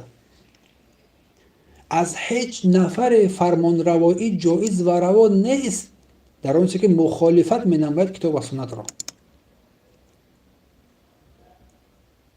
و الله در قرآن بیشتر آنچه که بر بندگانش امر کرده است این اطاعت و فرمان برداری از رسولش است، چون بعد فرمان الله فرمان رسولش است. اگر در آنچه که شما نیزا و کشمکشی کردید، فإن تنازعتم فی شیء فردوه الی الله و رسوله، به سوی الله و رسول الله باز بگردانیدش. الله رسول الله، الله رسول الله. حتی حق نداری فلان فلان فلان بگویی، قول فلان بگویی، این حق رو نداری، بلکه کتاب الله و سنت پیامبر مدامی که در دست تو است. در دامن چه فرمان داده؟ این کنتم تؤمنون بالله و الیوم الاخر، واقعا اگر شما مؤمنی بر الله هستید و روز آخرت ایمان دارید، پس به سوی الله و رسول الله باز بگردید در آنجا که نزاع کشمکشی شد. و سپس مؤلف رحمت الله علیه میگوید که القرآن کلام الله و لیس بمخلوق، قرآن کلام الله است و مخلوق نیست. بیان کتاب الله سبحانه و تعالی، کتاب قرآن کلام الله است و مخلوق نیست. و اهل سنت و الجماعت فرمودن که قرآن کلام الله است، نازل شده است، مخلوق نیست، از او سبحانه و تعالی آغاز شد و به سوی او برمیگردد. و هر کی غیر آن را بگوید، غیر آن چیزی که الله قرآن را کلام الله گفت، کلامش گفت بگوید، کافر است. و کافر کفری که او را از دین اسلام بیرون میکند. صحیفه های ابراهیم علیه السلام و موسی، تورات، انجیل و زبور و غیرها فرقان نامیده میشوند، زیرا اینها کتاب های آسمانی هستند، جدا کننده بین حق و باطل هستند.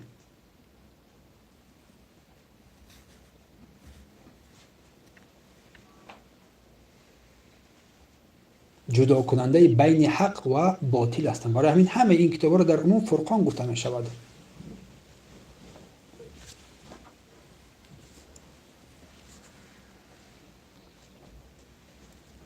و اگر لفظی قرآن مطلق ذکر گردید، بر آن کتاب است که پیامبر الله صلی الله علیه و سلم نازل شده است، که با سوره فاتحه شروع می شود، با سوره ناس به اتمام می یابد. و هر کی در حرف قرآن اگر شک کند، کافر می گردد و کفرش او را از دین خارج می کند.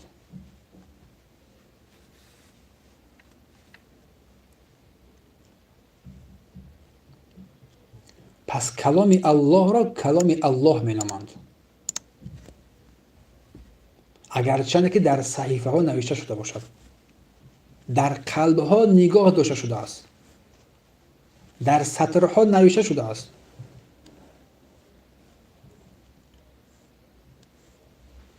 آیه های آن حفظ شده در کتاب های دیگر نوشته می شود. همه این را کلام الله گفته می شود. و باید اعتقاد و باوری داشت که کلام الله، قرآن کلام الله، از حرف ها و صداها عبارت است. لفظش و معنایش، که این عقیده اهل سنت و الجماعت با دلایل نصوص قرآن و سنت ثابت شده است.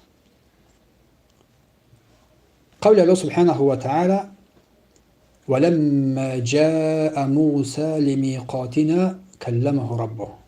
چون موسی علیه السلام به میعادگاه ما و وعدگاه ما آمد، و پروردگارش با او سخن گفت، با او کلام گفت. و کلمه ربک، با او کلام گفت. سوره اعراف. و قول الله سبحانه و تعالی: و ان احد من المشرکین استجارك فاجره حتى يسمع کلام الله. و اگر یکی از مشرکان طلب اجاره کرده، طلب کمک کرده، طلب پناهندگی نمود، فاجره، پس پناهش بده، او رو پناه بده، حتی کلام الله را، قرآن را بشنود. در سوره توبه. دلیل های آشکار در بیان عقیده اهل سنت و الجماعت در این مورد زیاد است که قرآن کلام الله است و مخلوق نیست. بخاری رحمت الله علیه میگوید که حکم ابن محمد الطبری که از او در مکه نوشتم و برای من روایت کرد و گفت: سفیان ابن عیینه به ما روایتی را گفت و استادهای ما، اساتید ما، استادهای ما از جمله عمرو ابن دینار را 70 سال چنان یافتم که میگفتند قرآن کلام الله است و مخلوق نیست. قرآن کلام الله است و مخلوق نیست. این بخاری این را در خلق افعال عباد از طریق ابو احمد الحاکم ذکر نمودند در بین شعار اصحاب حدیث در صفحه 37. ابو سعید داریمی میگوید که شنیدم که اسحاق ابن ابراهیم حنظلی میگوید سفیان ابن عیینه گفت که عمرو ابن دینار میگوید 70 سال از اصحاب رسول الله صلی الله علیه و سلم و غیر آنها را چنان یافتم که میگفتند یا چنین میگفتند الله خالق است و آنچه که جز اوست مخلوق است و قرآن کلام الله است، از او خارج می شود و به سوی او باز هم بر می گردد. در اسماء و صفات صفحه 245. و بیهقی باشد از طریق ابن راهوی با سندهای صحیح آن را روایت کردند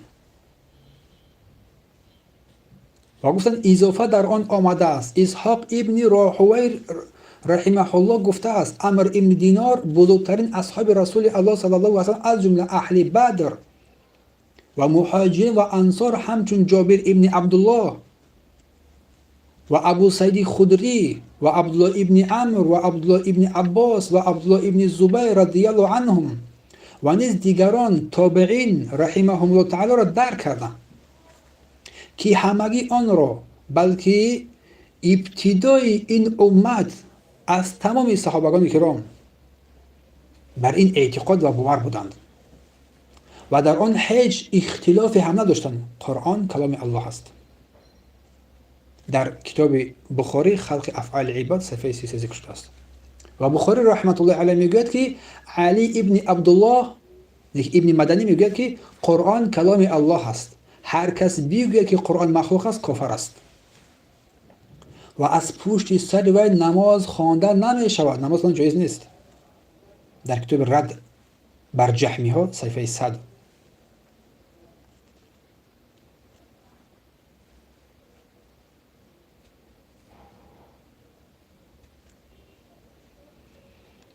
پس کلام الله سبحانه و تعالی دو نوع است. کلام الله سبحانه و تعالی دو نوع است. کلام مسموع میگویند، یعنی که از الله با واسطه شنیده شد.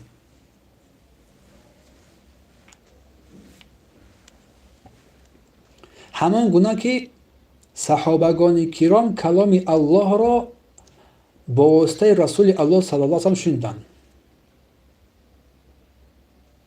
همان گونه که کلام الله با واسطه قاریان قرآن شنیده می شود، مسموع شنیده شده. دوم، کلام بی‌واسطه، چنان که جبرائیل از الله سبحانه و تعالی شنید. جبرائیل از الله شنید. هیچ خلافی نیست در نزد عقیده اهل سنت و الجماعت که قرآن کلام الله است. قرآن از جانب الله متعال به واسطه جبرائیل علیه السلام با پیامبر صلی الله علیه و نازل شد و الله سبحانه و تعالی به واسطه جبرائیل علیه السلام اندک اندک کلامش را نازل کرد و اینکه جبرائیل علیه السلام از الله شنید و آن شنیده را نازل کرد و این هم تمام با فرمان الله سبحانه و تعالی بود. چون الله میفرماید قل نزله روح القدس، بگو قرآن را روح القدس جبرائیل علیه السلام من ربی که از پروردگارت به حق نازل کرد. قرآن را روح القدس جبرائیل علیه السلام است، از جانب پروردگار بر حق نازل کرد قرآن. لیثبت الذین آمنوا، تا آن کسانی که ایمان آوردند آنها را ثابت بگرداند. و هدی و بشری للمؤمنین، و هدایت و بشارت برای مؤمنان است این قرآن. و همچنین قول الله سبحانه و تعالی در سوره شعراء نزل به روح الامین، روح الامین جبرائیل علیه السلام این قرآن را نازل کرده. ابن حجر میگوید که آن چیزی که از پیشینیان سلف صالح روایت شده است، از سلف صالح روایت شده است که قرآن کلام الله است و مخلوق نیست و جبرائیل آن را شنید و آن را بر رسول الله صلی الله علیه و سلم با امر الهی فرود آورد و رسول الله این قرآن را بر امتش رسانید. در فتح الباری مجلد 21. و قول مؤلف رحمت الله علیه میفرماید که ولا یدعوف ان یقول لیس بمخلوق، و اینکه گفته شد که مخلوق نیست، اعراض و ضعف در قرآن وارد نمیشود. فإن كلام الله ليس ببائن منه وليس منه شيء مخلوق، چون که کلام الله از الله جدا نیست. لیس ببائن منه، از الله جدا نیست. وليس منه شيء مخلوق، و چیزی از صفات الهی مخلوق هم نیست.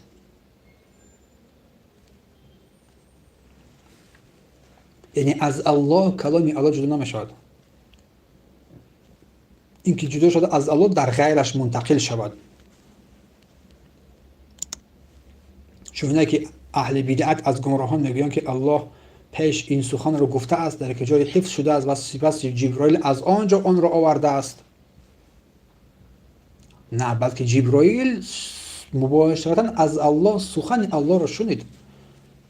چون که در این را ابن قدامه رحمت الله علیه در لمعة الاعتقاد هم ذکر داوری کرده این موضوع را.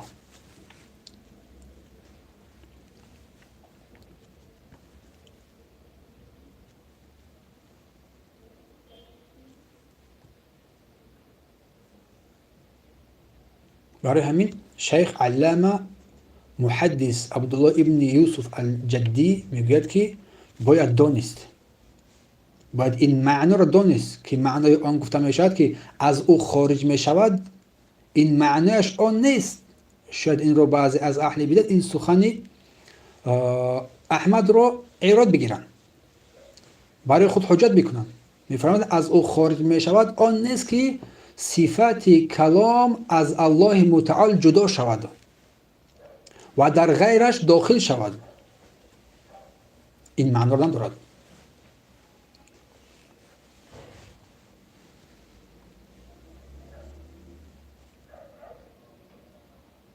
حافظ ابو ولید طیالسی میفرماید که قرآن کلام الله است، از الله جدا نیست.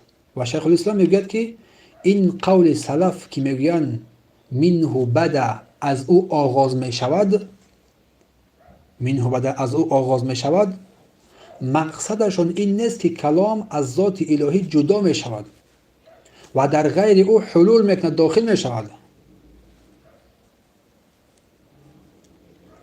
شیخ میفرماید که بلکه سایر تمام صفات الله سبحانه و تعالی از او جدا نمیشود و نیز در غیر الله، در غیر خودش داخل نمیشود.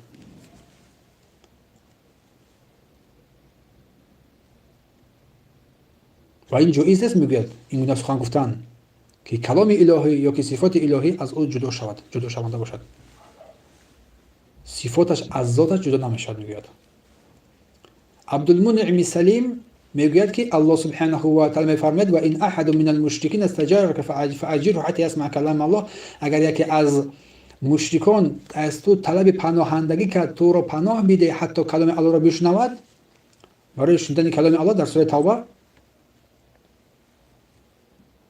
میفرماید پس آنچه مشرک پناه خواست، آنچه که مشرک پناه خواست از قاری خواننده قرآن شنیده می شود. همانطور که خواننده قاری آن را تلاوت می کند کلام الله است که به سوی الله نسبت داده می شود، نه به غیر او. همین خلاص کلام الله که ما تلاوت میکنیم این را به سوی الله نسبت میدهیم، نه به سوی غیرش.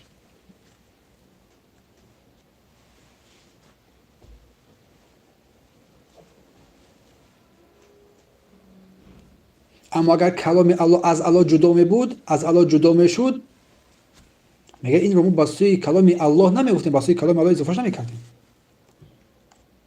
بلکه با سوی مکان یا که با سوی شخص اضافهش میکردیم. ولی که الله چی گفت؟ و این احد من المشرکین استجار فاجره حتی یسمع کلام الله. اگر شد کلام الله، تفکر تدبر در این آیات، اگر یکی از مشرکان طلب پناهندگی طلبید پس بر او پناهندگی بده حتی کلام الله را بشنود. کی از قاری در اینجا؟ پیامبر صلی الله علیه و آله، صحابگان کرام، یک از قرائت کننده بعد او. ولیکن نسبت علاوه بر این که این رو کسی دیگری میخواند که الله با سوی خودش اضافه کردن، این کلام الله هست که میشونه. رد به اهل بدعت از اینجا.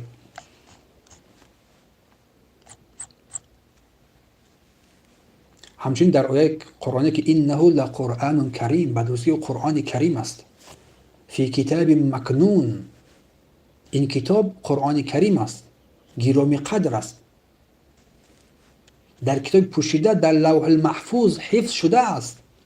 لا یمسه الا المطهرون، که جز پاکان از ملائکه ها به آن دست نمیزنند. تنزیل من رب العالمین، که از سوی یا که از جانب پروردگار جهانیان نازل شده است. سوره واقعه. میفرماید اگر ما در توجه به این آیت اندیشه کنیم، روشن میگردد که کلام الله که وحی است از سوی او نازل شده است، در کتاب مکنون ذکر شده است.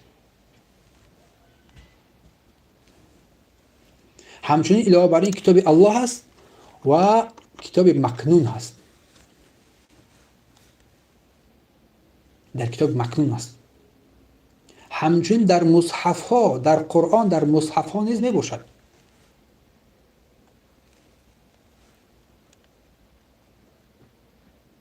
و این فرماید که ما قرآن جز همین کلام عربی نازل شده نمیدونیم و نمیشناسیم.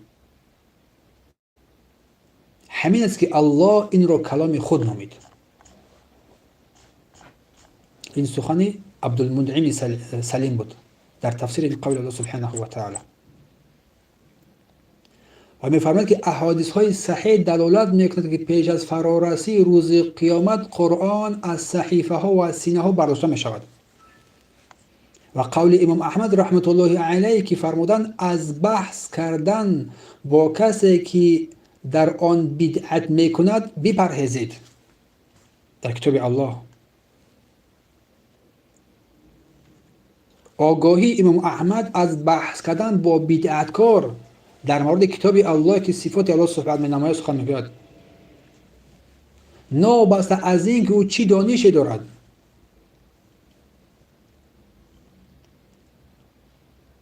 به خاطر آنه که یکی از بزرگترین علتهای انحراف از حق دور شدن این چرکنی دل ها است. در دل ها چرکنی پیدا میشه، سپس انسان انحراف روی میگردد از حق. و امام احمد گفتن که اگر هر کسی که بر مجادله برخیزد در این مورد بگوید ما در دین خود شک نداریم، ما در دین خود شک نداریم.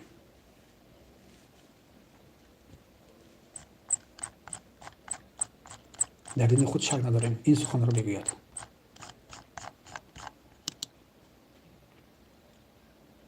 و نقطه دیگر رو از کلام امام احمد بیان میکنیم، با همین دست رو به اتمام میرسونیم.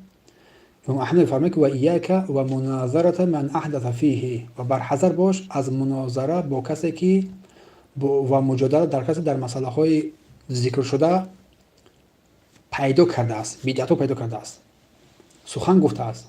و من قال باللفظ و غیره، نیز کسانی که در باب لفظ و غیر آن جدال میکنند.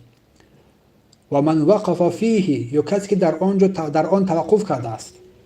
قال لا ادری، نمیدونم مخلوق او لیس بمخلوق، نمیدونم قرآن مخلوق است یا که مخلوق نیست. این سخن بگوید و انما هو کلام الله، تو بگو این کلام الله است. و هذا صاحب بدعه، این صاحب بدعت است، این بدعتکار است. مثل من قال، مثل آن کسی است که گفت مخلوق است. کسی بگوید که نمیدونم قرآن کلام الله است، کلام الله نیست، مثل آن کسی که بگوید مخلوق است. و تأکید میکنه امام احمد انما هو کلام الله لیس بمخلوق، بدرستی این کلام الله است، مخلوق نیست. ابو عبدالرحمن عبدالله ابن احمد رحمت الله میگوید که از پدرم شنیدم که چون در مورد قرآن از او سوال شد فرمود قرآن کلام الله است، مخلوق نیست. عبدالله فرزند امام احمد، قرآن کلام الله است، مخلوق نیست و در مورد آن جدال و بحث کردن نمی شود. و هر کس که در این زمینه در مورد کلام الله بحث می نماید با او ننشینید. از سنه. اینه بگه که لفظ در جا مؤلف چی گفت؟ که من قال باللفظ و غیره، هر کی در باب لفظ و غیر آن جدال کنه سخن بگوید. یعنی بگه که لفظ در قرائت قرآن مخلوق است. نمیگه قرآن مخلوق است، با روش دیگر داخل می شود. میگه که لفظ این از قرائت قرآن مخلوق است. یک قاری قرآن این لفظی که تلاوت میکنه انا همین مخلوق است. میگه که این روش دیگری اهل بدعت است. نه توانستن با آن آشکارا داخل شوند، بعد دیگر راه ها داخل میشوند. این دیگری از روش های اهل بدعت است.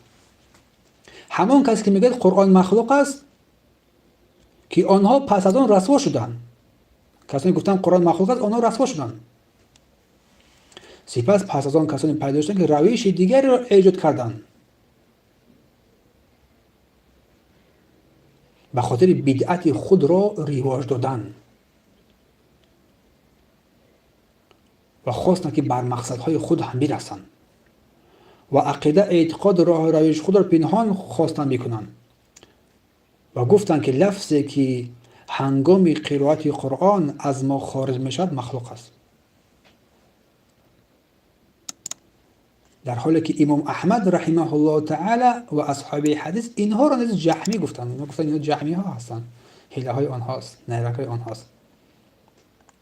عبدالله ابن امام احمد رحمت الله علیه میگوید که از پدرم سوال کردم که آنها یعنی جهمی ها کی ها هستند. وقتی که روش بالا را که گفتند که لفظی که هنگام قرائت قرآن از ما خارج می شود مخلوق است، دیگر که امام احمد آنها را جهمی ها گفتند و اهل حدیث جهمی گفتند، پس عبدالله امام احمد پرسان شد، پس از پدرم سوال کردم که آنها جهمی ها کی ها هستند و آنها بدتر از کسانی هستند که در مورد کلام الله سبحانه و تعالی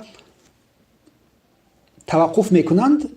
دو سوال کرد و گفت جهمی ها کی هستند و گفت این کسانی که این سخن را میگویند یک میگه لفظی که میبرد و مخلوق است. گفت که آیا اینها بدتر از آن کسانی هستند که قرآن مخلوق میگویند؟ امام احمد گفت این قول جهم است. همین سخنی که لفظی که هنگام قرائت قرآن از انسان میبرد گفتن این چی است؟ این مخلوق است. سه سوال کرد. آیا این قول سخن جهم است؟ امام احمد میگه این سوال ها برای احمد بسیار گران آمد، دشوار آمد و گفت این کلام جهم است. این کلام جهمی ها است. در سنه مجلد اول صفحه 80. اینها را واقفه میگویند. در جای امام احمد چی گفت؟ گفت که لا ادري مخلوق او ليس بمخلوق. بعضی از مردم توقف میکنن، نمیگن این مخلوق است که مخلوق نیست، توقف میکنن. اینها را واقفه میگویند. واقفه کسانی هستند که گفتند که قرآن کلام الله است اما توقف کردن، توقف میکنن، میایستن. اونا توقف کردن و گفتند که نمیگویم مخلوق است و نیز نمیگویم که کلام الله است و گفتن امام احمد اینا از اهل بدعت هستند. اینا هم رویشون سیاه کردگی هستند. اینا همون روسیه ها هستند و فرمودن که کسی از آنها جاهل است باید سوال کند. کسی از آنها جاهل است باید سوال کند، بپرسد اهل علم. و کسی از آنها معروف بر کلام است جهمی است و جهمی است. عبدالله امام احمد میگوید که شنیدم که پدرم در مورد واقفه سوال شد. تو واقفه کی است؟ نمیدونم قرآن کلام الله است یا که قرآن مخلوق است یا کلام الله است. در مورد آنها از امام احمد سوال کرده شد. در پاسخ گفتن که کسی که در مورد کلام الهی مجادله و مشاجره کند با آنها مشاجره کند در این مورد و این انسانی که مجادله و مشاجره اگر با کلام شناخته شود، با علم کلام شناخته می شود، جهمی است. جهمی است گفتنش. اما کسی که معروف نیست بر کلام،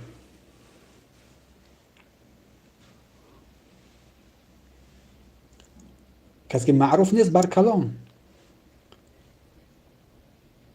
از وی دوری کرده می شود و بر وی رسانده می شود تا که از این دیدگاه خود، از این عقیده خود بازگردد. و کسی که در علم آگاهی ندارد سوال کند گفتن. و عبدالله ابن امام احمد فرماید، میگه باری احمد گفت که پدرم گفت که آنها بدتر از جهمیه هستند.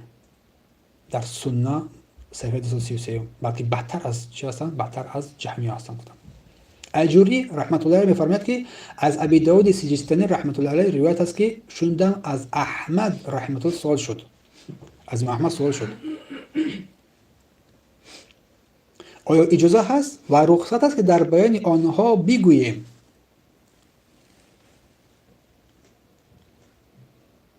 که قرآن کلام الله است، سپس سکوت کنیم، سکوت رو اختیار نماییم. امام احمد فرمودند که چرا ساکت میشوند، چرا خاموش میکنند؟ یکی در مورد اینکه در کلام الله شک دارن که خاموش میستند، چرا سکوت میکنند، چرا خاموش میستند؟ اگر مردم دوچار فتنه خلق قرآن نمیشدند، اگر مردم دوچار فتنه خلق قرآن نمیشدند، برای وی گنجایش سکوت بود. یعنی اگر مردم در این فتنه گرفته نمیشن، برای اگر سکوت رو اختیار میکرد براش جایز بود، روا بود. ولیکن هنگامی که مردم دوچار فتنه خلق قرآن شدن، نباید سکوت رو اختیار نمود.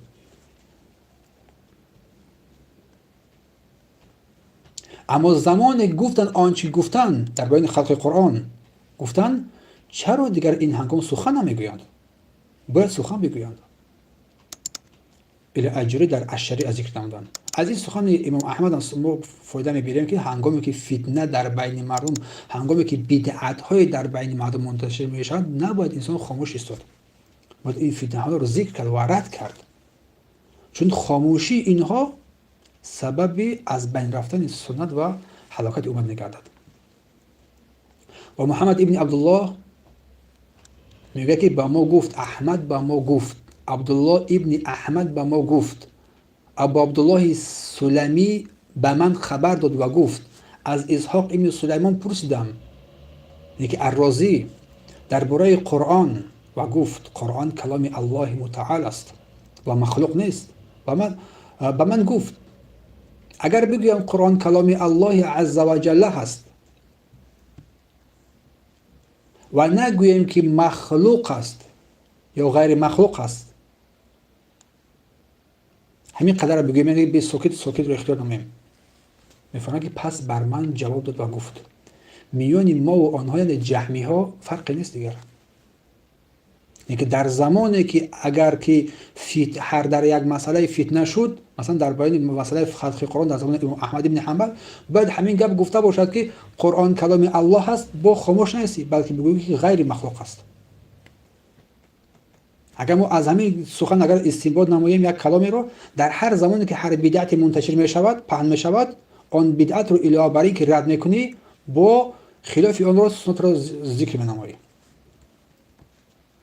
تا که مردم هنگام بدعت رو ترک کردن به سوی سنت راهنمایی شوند.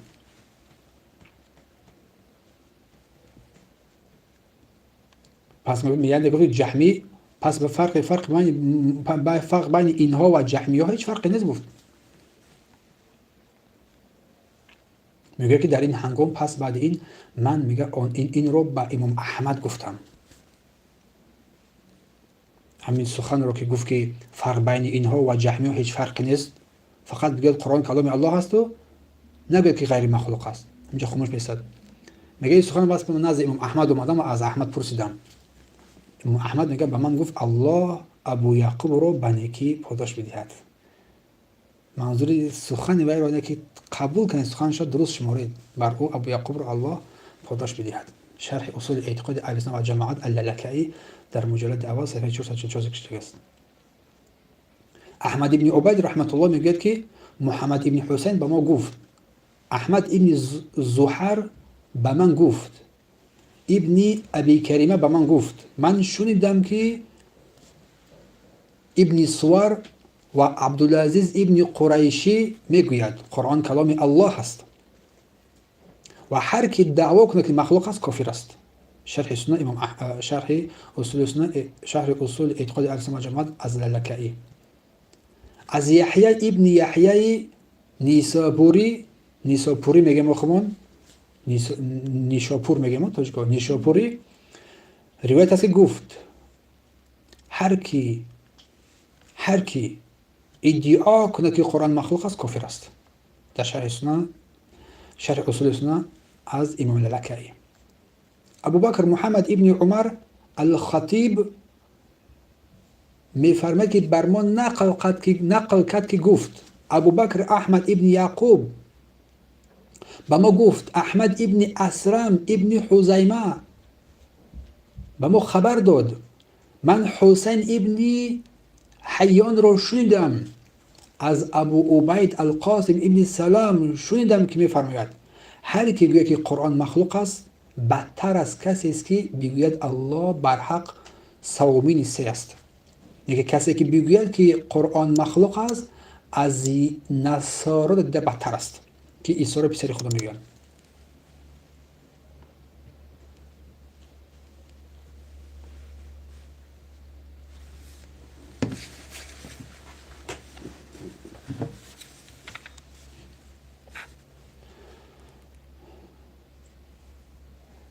علی ابن مدنی رحمت الله علیه میگوید که قرآن کلام الله است و کلام الله سبحانه و تعالی مخلوق نیست.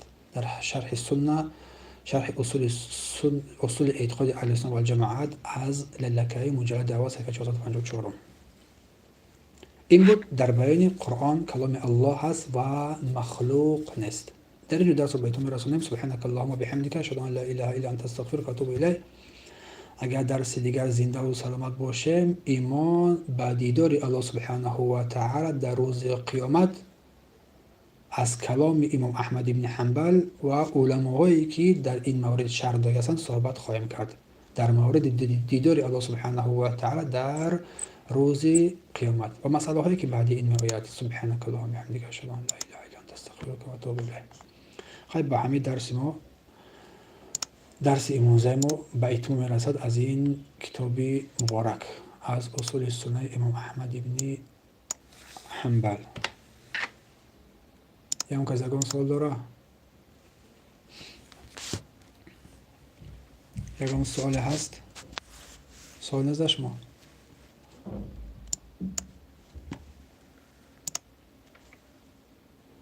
مفهوم یا خیلی یا خود خواه گرفتن ها؟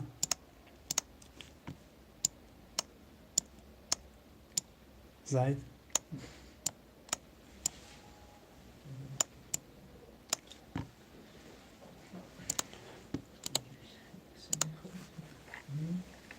سوالی هست؟ کسی سوال دارد؟ اگر سوال نباشد برای همگان خواهران و برادرانی که در این درس ها اشتراک کردن الله جزای خیرشان دهد. و درسته که در این مجلس ها اشتراک کردن و نشستن خودش این رحمت الهی است برای بنده که آنچه که از کلام الله، کلام رسول الله، کلام علماها و صحابگان و بزرگان دین ذکر می شود. الله سبحانه و تعالی ما و شما را شامل رحمتش قرار بدهد. بارک الله فیکم. اگر سوال باشد مرحمت، اگر سوال نباشد خیر. و علیکم السلام و رحمت الله و برکاته. جزاک الله خیر برادر گرامی. در رابطه نماز خواندن مثلا نمازهای نافله دختر ندارد هر نمازی باشد آیا چشمان رو دیدن ممکن است؟ بارک الله فیک برادر گرامی. سوال بامورد و خوب است. در این مورد علماها رحمت الله علیهم میگویند که پوشیدن چشم در نماز این مکروه است. پوشیدن چشم در نماز این مکروه است. یعنی که بهتر است که انسان چشمش را نپوشد. ولیکن برخی از علماها رحمهم الله تعالی و زندهشو الله حفظ نماید از جمله از در این مورد از شیخ ابن عثیمین پرسیده می شود که در وقت نماز من خشوع را از دست می دهم اگر چشمانم گشاده باشد. بله. در این مورد میپرسد از او در این مورد بر سؤال کننده جواب میدهند که اگر انسان در داخل نماز چشم گشاده اگر خشوع را از دست بدهد و هنگامی که چشمش را میپوشد نه پوشیدنی دائمی، یعنی که اندک چشمش را میپوشد تا که خشوع را به دست میارد، برایش اشکالی ندارد و جایز است گفتن رحمه الله. بله در حقیقت درست قید کردید ان شاء الله. بارک الله فیک. الله خیرتان دهد. الله حفظتان کند. فیکم بارک الله. کسی سوالی دارد؟ السلام علیکم و رحمت الله و برکاته. و علیکم السلام و رحمت الله و برکاته. استاد ما پسردار شدیم ماشاءالله. الله سبحانه و تعالی بر شما اکرام کرده است که بر شما یک پسر داده است. الحمدلله. طبق سنت همه حقیقی کرد. یعنی خواستن سنتی کنیم. دکتر رفت و از سبب وسپالین بلند دارد کودک سنتی را بعدتر کنید. سنتی رو بعدتر کنید، یعنی که مسئله عقل مسئله ختم نکردن در نظر دارید. بله. آیا سنتی قبول میشه؟ بله، اشکال نداره. مدام که اگر که دکتر توصیه داشته باشد همین بیماری که هست مثلا ذکر نمودید این سبب میشود وسپالین گفتید یا اون چیز دیگه گفتید وسپالین چه نظر دارید وسپالین خنکی ها؟ یعنی که دکتر شما را گفته است اگر حوض بگیرید زمستون به خاطر همین خنکی میگیرد. نه ان شاء الله که به خنکی نمیگیرد ان شاء الله. اگر خنکی هم باشد و ان شاء الله که کودک نوزاد در گفت همون تو در 7 قبل لباس محکم کرده می شود ان شاء الله خنکی به وای نمیگذارد بلکه خنکی از بین میگریزد. فهمو؟ بارک الله فیکم. اما اگر کودک یکم سبب‌های دیگری هم باشد، اگر دکتر با توصیه دکتر اسلامی باشد، اگر دکتر دیندار باشد، چون غالبیت از اگر دکتر کفر باشن برای توصیه نمیدن هیچ وقت. اشکال ندارد. الله سبحانه فرزندش مرا یک فرزند صالح اگر پسر باشد دختر باشد صالحه بگرداند و دوستدار دین اسلام و نصرت دهنده دین اسلام بگردد. و جزاکم الله خیرا. بارک الله فیکم. تلاش نماید از روزهای اول زندگی تربیت نیکوش نماید. از روزهای اول زندگی آنچه که در کتاب در کانال عقیده طفل من است از آنجا از هم بالا آیسازه کم کمکی چرا بیاموزید برای کودکان تعلیم دهید. بسیار برای کودکان مسئله های خوبی هست در آنجا، از آنجا بهره گرفته کم کم از این سخن‌ها برای خانواده خود برای فرزندان، چون تربیت فرزندان برای نسل آینده لازم است و همچنین برای نیکو بودن نیکو زندگی پدر مادر و همچنین آبادی آخرت. چون رسول الله گفتن که اذا مات الانسان هنگامی که انسان وفات نماید انقطع عنه عمله تمام عمله بنده قطع می‌گردد مگر 3 چیزی که از اون فرزند صالح که در حق پدر مادر دعا میکند. فرزندان را تربیت نمایی فردا بعد مرگ ما در حق ما دعاگو باشد، نه بدعتکاری. اگر فرزندی رو به دنیا بیاری که بعد مرگ تو همیشه بدعتکاری نماید و در داخل مرگ بر ضرر خود میشود. برای همین آنها رو تلاش نمایید با سنت زنده بدارید. بارک الله فیکم. الله خیرتون دهد. ان شاء الله حافظ قرآن شود، کلام الله را بخواند بفهمد، نه تنها حافظ قرآن بلکه مفسر قرآن بگردد. حافظ قرآن بسنده نیست بلکه مفسر قرآن بگردد، برای امت خدمت نماید.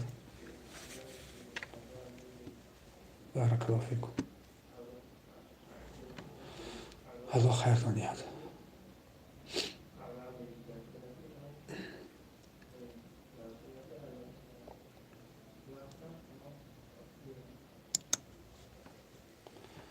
خیر. در امان الله باشید. برای شما شبهای خود را نگاه بدارید، از همه بدی ها فتنه ها دور باشید و همیشه در علم و آموزش دین خود را مشغول بسازید و هر کی در علم و آموزش دین خود را مشغول بسازد و درسته که خوشحالی و خوشبختی در این دنیا و در آخرت جنت های مقام های بالای را نائل می گردد. سبحانك اللهم وبحمدك اشهد ان لا اله الا انت استغفرك واتوب اليك. در امان الله باشد.